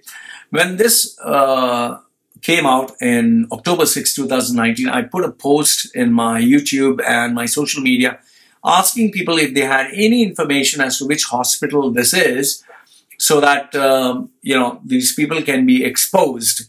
And I found out which hospital this was. In fact, somebody working for the hospital actually got in touch with me and told me the name of the hospital where they did this. Now, the story is you have the husband, who is Dayam Fazli, who's a husband, Camelia, who's a wife. They had a son named Omar. Now, the boy got, cerebral palsy. Cerebral palsy is normally is caused by genetic or environmental factors. And they thought it was because of either genetics or environmental factors that he had this. But upon investigation by the DHA, Dubai Health Authority, they found out that it was because of the medical malpractice of this specialty hospital. I know the hospital's name, and I'll tell you something that I've already informed my friends who stay in this area. It's located, I'll give you the clue, it's located in Garhoud. This hospital is located in Garhoud area, and I would suggest you do not go to this hospital because these people don't give a fuck. In fact, there are so many hospitals who I know where the doctors have been explicitly, they're core focus is just to make money. You come in there, they are going to make sure that you become a patient. See, because here's my simple logic to you. When you're under anesthetic, when you're unconscious, do you know what the fuck are they doing to your body? Do you know if they are giving you the right treatment or wrong treatment? Do you know if they're giving you incision in the right way or wrong way, or are they causing more complications? Do you know if the person's qualified enough or competent enough to operate on your body? How do you even know if what they're suggesting? Like, I was recommended to undergo surgery for my spine when I had a weightlifting accident. Thankfully, I had gone to 4 doctors. All the 4 suggested I must get an operation, get my spine opened up and cut and all that. And but however, I decided not to go with any of them, and I managed to heal myself naturally. Had I gone through the operation, well, guess what? Once you cut open a body, it never remains the same. So most of the hospitals are profit-making centers in not just Dubai, not just UAE. It's across the globe where hospitals are really expensive and posh and they give you the best treatments in the world. Don't think that they are charitable institutes. It's a business. The medical industry is a business. They make money when you're sick. If you're of good health, they can't make money. That is why even though they have found a cure for AIDS, they have found a cure for cancer, they have found a cure for all these diseases, they will not, these pharmaceutical giants will not reveal it, will not make healthcare affordable. Why do you think insulin, all these years, the price is just growing and growing and growing? Because when insulin is made more expensive, that's how doctors make more money. That's how medical industries make more money. That's how the manufacturers make money. If they made insulin cheaper or they made it free, it doesn't cost a fortune to manufacture insulin. Insulin has been there for maybe 50 years, 60 years, whatever. How come the price is only increased for the same dosage, for something that is literally the same? So the point I'm trying to tell you is the medical industry is a profit-making center. They have to make profit. They don't give a fuck. For them, it's like cutting meat every day. You die, you live. They're just so used to it. I had a friend who was a surgeon. He told me very simple. Loy, he said, Loy, I've seen so many people die every day. It becomes just you become sensitized or whatever. You just lose that sensitivity factor because you've seen so many. It's like a gynecologist. He has seen so many rotten pussies that when he sees a vagina, he's like, another one. They don't feel anything anymore. So in the same way, when they see so many dead bodies, when they see so many people who are dying, it becomes a normal everyday thing. Okay. So for this hospital and this doctor, they found out that this person had committed a mistake. However, they could not do anything simply because in order to do something, they have to ensure legal battle, court fees, documentation, lawyers, and all this is very expensive. They don't have any money for this. They had spent 24 weeks, out of which 3 months were spent in a ventilator just to save this child's life. Like if he was getting 2 units of blood, he was losing like 12 units of blood or whatever. You read the article. So the boy now he suffers from cerebral palsy. The poor family will have to suffer for the rest of their life, mentally, emotionally, financially, taking care of this child. They're going to suffer for the rest of their life because of this doctor, because of this hospital. And it's a shame. Like I told you, in UAE, you can't do anything. You don't have fucking money. You don't have power. You can't do anything. And the powers that can be, they are the ones who succeed in the end. And it's normal day-to-day people, the average people who suffer. So it's a shame what has happened. And like I told you, I know the name of the hospital. I even know the name of the doctor. But, the clue that I'm giving you is this hospital is based in Garud. Just make sure that you don't check into that hospital. So if you want, the name of the hospital, just put it down in the comment section below. But like I said, it's a shame. It's a shame what has happened. So anyway, let's move on to the next news. All right, these bits of news are not mentioned in the media. This is sent to me by people or expats who are based in UAE, Dubai, Qatar, Bahrain, Oman, Saudi, wherever. So this is the news that you normally don't read. This is sent by people whom I am in touch with or who get in touch with me. So let's hear what they have to say. The first one is a nice little letter of recommendation. This one says, obviously I don't want to give his name. He says, "Dear Loy, thank you so very much for the CV. It looks great." I had made his CV. He was not able to get a job for some time, so I made his CV. "I'll work hard in preparing to match the quality of and life you bought in my CV." So he was very happy, and I'm not aware whether he got a job or didn't get a job, but he got in touch with me to get his resume done. I was able to show him what actually he needed to do, and I made his CV really well, and I guess he was a very happy customer. Okay. Next one, this one, another happy customer. He says, "Dear Loy, thank you for your time for our recent conversation about my resume, which currently you are building, and also the coaching how to handle objections in an interview, which will provide me to succeed in landing a job, which I'm looking out for. I'm very satisfied with your service, which you're providing for $1,500 US, which is definitely more valuable service than what I paid for. I'll be recommending you to my friends," which I know is bullshit, okay, "who are stuck in their career growth." People normally like to be very polite and nice. "I'll recommend you to all my friends." Anyway, I don't give a fuck whether they recommend or don't recommend. My job is to give them the best. This guy was more on a senior level. His job was very specialized, and he needed me to not only create a resume, but also polish him into how to talk and sell himself, because he was like in this job for so many years, really good at his job, very good at his job, but he was not able to get a job. I mean, a better job, a better salary or a raise. So mentored him, and I guess he is happy. Once again, thank you, Loy. Looking forward to my complete resume. So I ironed out, finished off everything. Now only the training bit is there, which I'm pretty sure he is going to ace, because I'm very tough with what I do and I make sure that they succeed. Anyway, another happy customer. So this one is, "Dear Loy, today's session was to learn how to answer the interview questions, which I found many flaws in my answer, which Mr. Loy had pointed out very fast. I can analyze in seconds because I've been doing it for 16 years, and which has helped me improve, learn, and attain self-confidence." Once again, thank you, Mr. Loy. Looking forward to our next session. So another customer very happy with a session of mine. Like I told you, I train people how to face interviews, how to sell themselves, market themselves, and I make it very, very tough. So if you can get through me and you can survive my training, trust me, any fucking interview you go, even if you go for a stress interview or a CEO's interview, you will fucking succeed, because I've been doing it for donkey's years. Anyway, let's listen to some other people what they have to say. This one was from a confidential source. It says, "Hi, I wanted to give you some update about Dubai. Axiom Telecom showroom is closing in the Mall of Emirates branch. Axiom has 3 channels, one mobile and phono. Okay. They will remain only Axiom.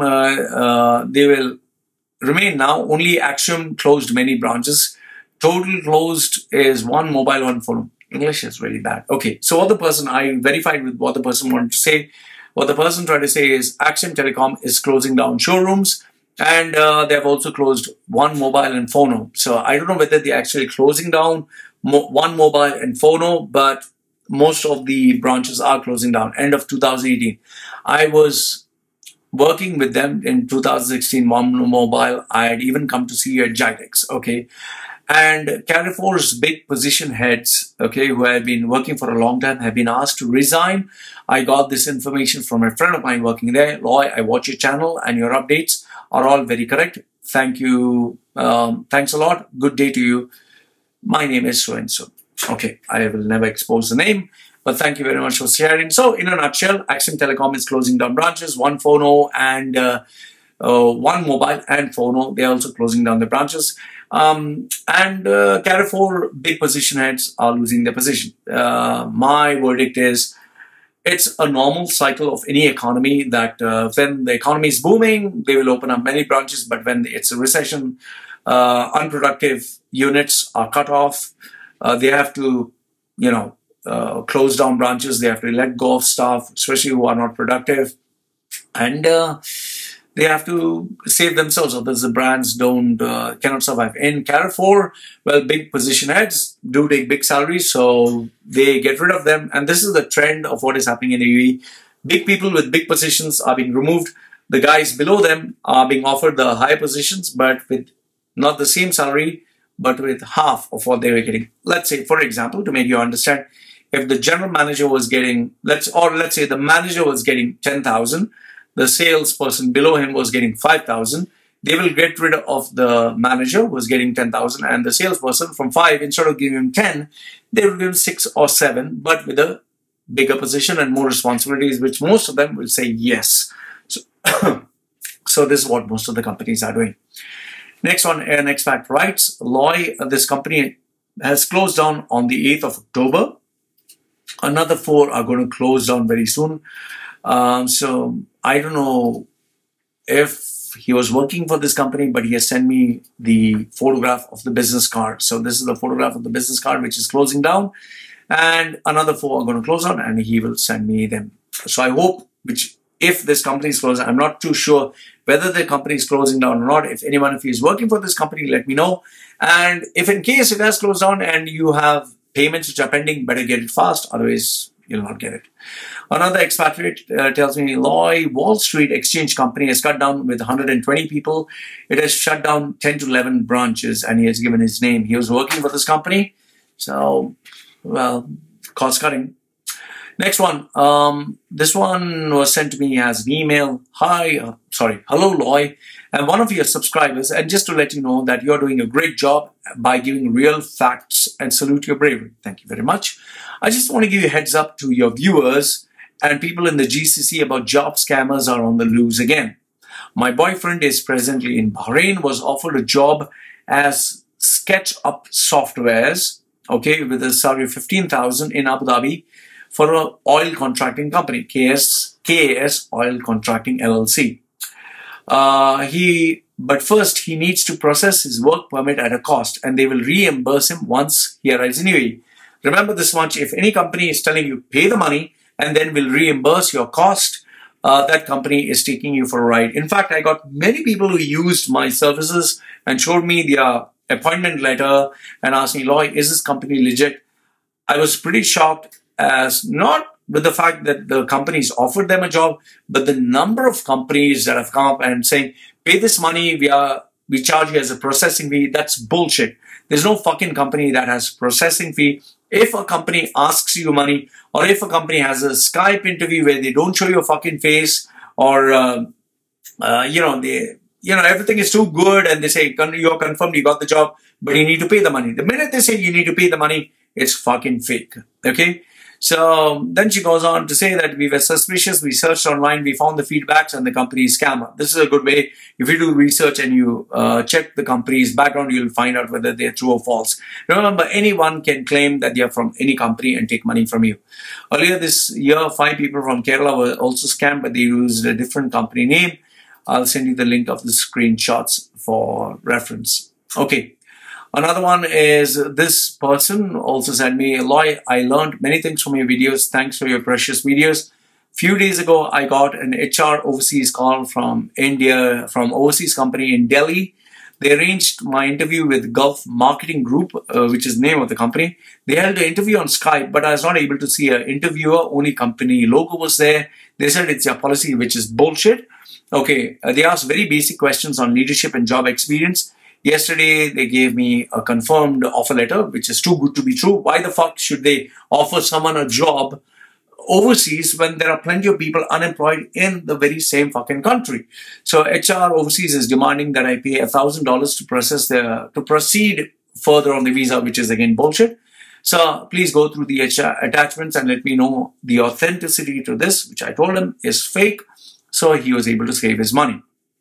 Another expat send me this. Not only job scams, you have car scams. So this one sent me.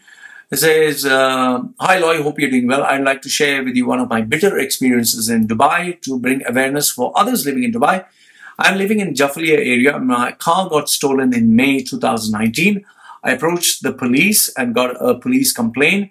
After a month-long follow-up, then I took the complaint and gave it to my insurance, who returned it back saying that they need a letter from the police saying that this is a non-traceable letter to process the claim.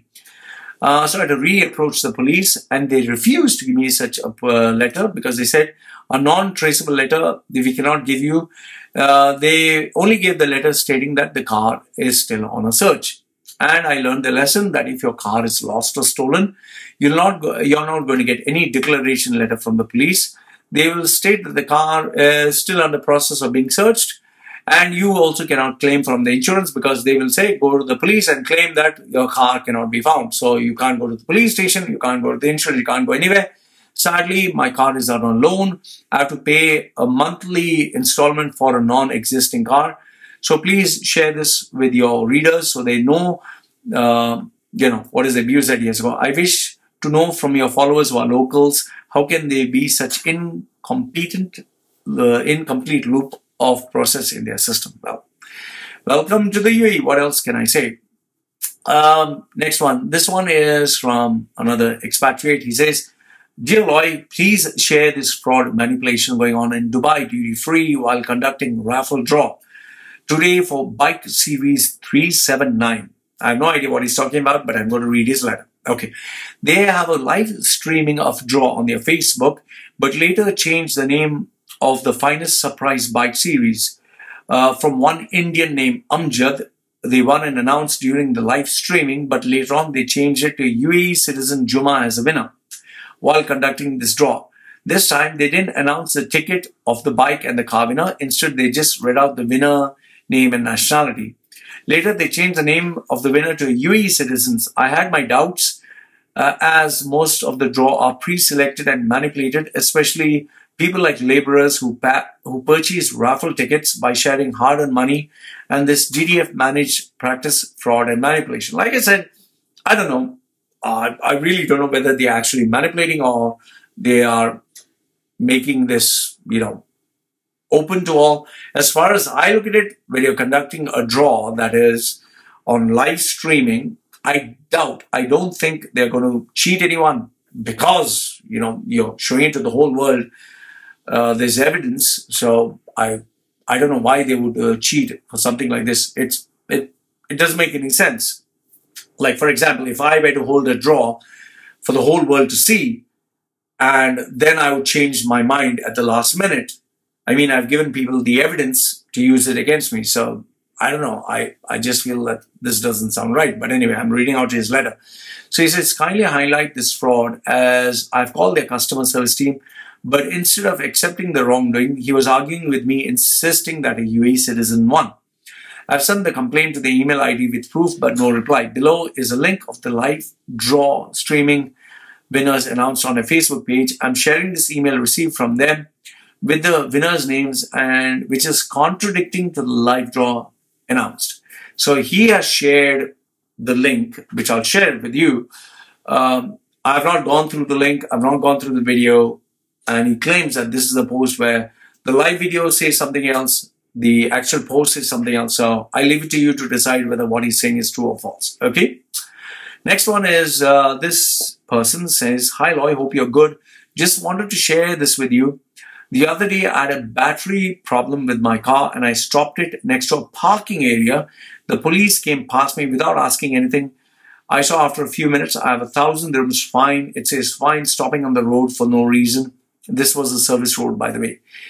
As far as this email goes, I think if you park near a service area and you don't meet certain guidelines, then they can give you a fine. Maybe he was sitting in the car, maybe he didn't put on his hazard lights, maybe he didn't show the, danger or whatever, then they must have given a fine. So I would say that there's more to it than meets the eye. But obviously people would say that I'm innocent, they are at fault. And the police would say, no, he's at fault because we saw this. So like I say, judge after listening to both sides of the story. This is his side of the story. I don't know what's the other side. But like I said, I just read the email. You decide. However, one thing I would caution you is know the rules, understand the rules, play within the rules, and stick to the rules, because when you are in another person's country or you're in another country, you have to, even if you're a citizen, you have to respect the laws of the country. So anyway, but one thing I do know is once you get a fine, whether you're right, whether you're wrong, you can't overturn the fine. That much I do know. Okay. Next one, UAE Expat being blackmailed. This is what he says. Hello, sir. From last month, I've been blackmailed by two guys residing in Dubai Silicon Oasis, okay, near Academic City. Now he says two guys residing, okay, and then he says she is a scammer. She is using my photos and sharing everywhere to defame me. And to me, it's a disgrace. This lady is a call girl. Now, the first thought that enters my mind is, what photos? I mean, are you naked? Are you having sex with someone? Is it a compromising position? So if it's a normal position, how can they, defame you? But if you're caught in a compromising position, well, then they can. So then the person says the lady's a call girl. She's using people's photos to molest and take advantage of having a ransom. So unless and until you have done something wrong, like you were caught in bed or sex or naked, only then they can blackmail you. Here's the question. The first thought that comes to my mind is, if it's a normal photo, how can they blackmail you? Okay, that's number one. Second one is, if you were in a compromising position, like you're naked or having sex, then, well, number one is you have done something wrong as per the laws of the country. Number two is, if the person's actually blackmailing you, go to the police. But then the question comes, if you go to the police will ask you questions. What were you doing? Is this your wife? Or why were you naked? Or why were you doing this? And then maybe you dig yourself in a deeper hole. So what is the solution? The solution that I've given people is, if the blackmailer says, I'm going to blackmail you, then fucking blackmail. I'm going to send your naked photos to everyone. Send. For me, people have got my naked photograph after they Google search my surgery, which is on YouTube. In that, I'm naked. You can actually literally see me naked on the operating table. So people have told me, I'll blackmail you, send your dick pics to everyone. I said, send it. It's on YouTube. It's on Facebook's live feed. Me naked having an operation. So what are you going to do? Say my dick pic? I don't give a fuck. Anyway, let's go back to his story. So she'll go to any lengths to do so. With one of my friends also, she took the number from somewhere. She made the story to molest that guy, blackmail him, and me also.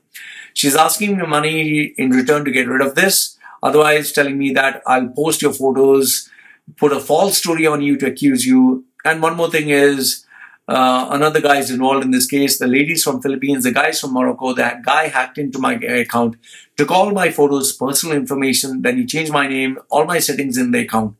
The guy is involved with this lady, and the two guys, they're innocent guys. They just want to, achieve a ransom amount. So anyway, he keeps going on and on about this. Bottom line I'll tell you is, anyone blackmails you, don't fucking take them seriously. Let them blackmail you all they fucking want. Let them share it with whomsoever they fucking like. Trust me, no one gives a fuck. And if you blackmail someone, you will get fucking jail. So don't be scared. People can say a lot of shit. I've had many clients who approach me from their nude photographs to being caught having sex with someone else's wife, and they approach me and I give them the proper solution what to do. But by default, I'll tell you, nobody can blackmail you. Nobody can take money from you. Just don't fall for all that shit. All right, I did receive many other emails, but I cannot read all of them because there are quite a huge number of emails. I got one where this expat wrote to me about the Abu Dhabi government, there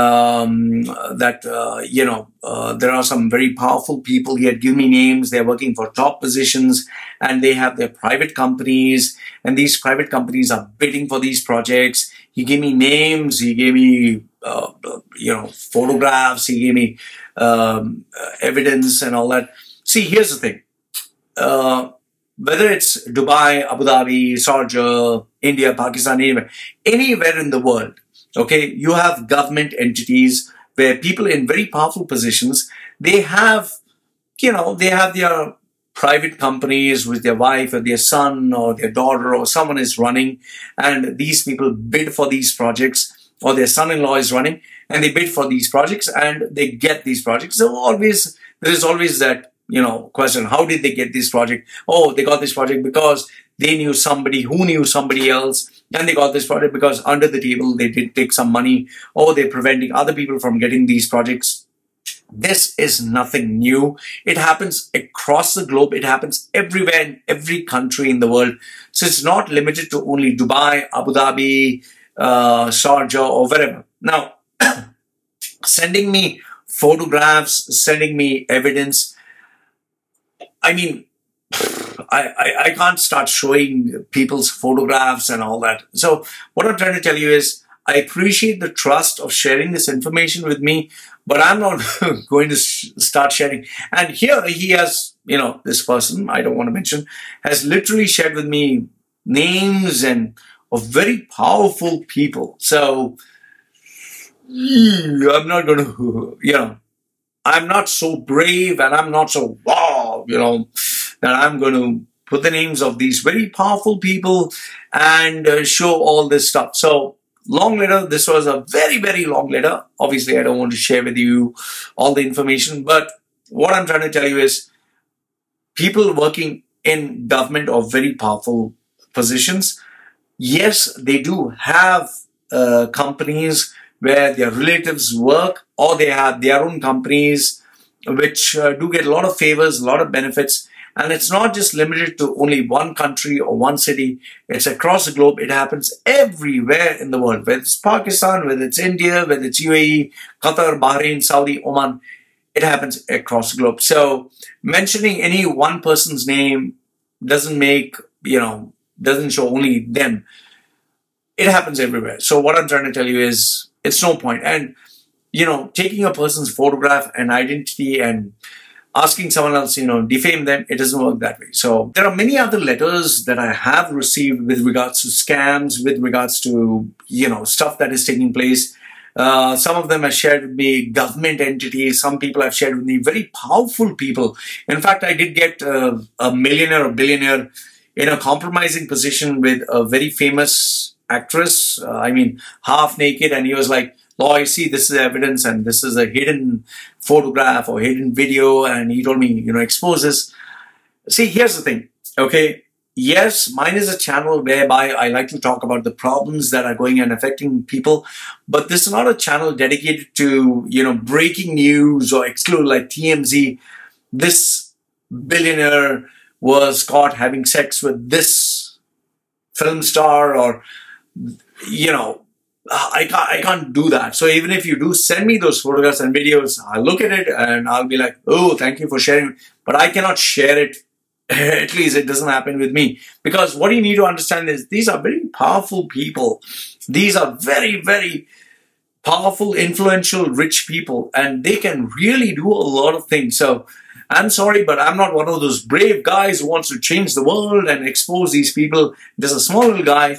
So these rich people whose photographs, images, and videos that you are sending me, I appreciate the trust, but this is not going to be the channel where I'm exposing government heads, or political figures, or these rich businessmen sleeping around or doing this illegal stuff. Sorry, this is not my channel. If you want to really make a difference, give it to TMZ, give it to Daily Mail Online. I'm pretty sure they would mind covering it, because they have the financial leverage and the capacity to do things. Mine is a small little channel, YouTube channel. So sending me government heads or billionaires or millionaires with, you know, with famous stars or whatever doing crazy stuff, can't share. So I got a few emails like that. And they give me a lot of information, a lot of names. I can't show the photographs, I can't show the videos, I can't share the names. Sorry, I just deleted it because I didn't even want to have a copy of it, okay? So I got a couple of emails that, I got a couple of messages that, I even got a UAE Emirati that wrote to me a really long letter. The gist of his letter is that not all Arab Emiratis are bad, not all locals are bad. He drives a single digit or 2-digit S-Class, must be an expensive car, and he has 3-4 of them. He has 7-bedroom villa and all that, and he helps a lot of poor people. So what he was trying to tell me is, even though I have a S-Class and even though I have many, you know, 2-digit number plates, I'm a nice guy. So I appreciate it. I even had an Emirati who really, whether you want to believe me or not want to believe me, he spoke to me on video, face to face. He booked a session. Really nice guy. So, you know, I never said all Emiratis are bad people. There are really good Emiratis out there. Some of the Emiratis are my close friends. And yes, I do get clients who are even Emirati locals. And you'd be surprised to know this, but there are a lot of Emiratis who disagree with me, who don't agree with what I'm saying, but they are still okay with me. They still talk to me as normal people, and I have a lot of respect for them. And they are the types of leaders UAE need. So anyway, guys, these were the messages with the crazy stuff that was shared to me on my YouTube, on my email. If you need anything, get in touch with me. My email address is there. My WhatsApp message is there. And if you need anything in relation to jobs, in terms of personal branding, in terms of interview skills, remember, I'm not cheap. I'm pretty expensive. And if you really want something worthwhile and you have tried everyone else, and it's not working out and you want to try with me, well, my details are there. This is me signing off for now. Do support the video. Give it a like. Give it a thumbs up if you liked it. Thumbs down if you didn't like it. Put your comments. I always read them. And this is me signing off for now. Take care.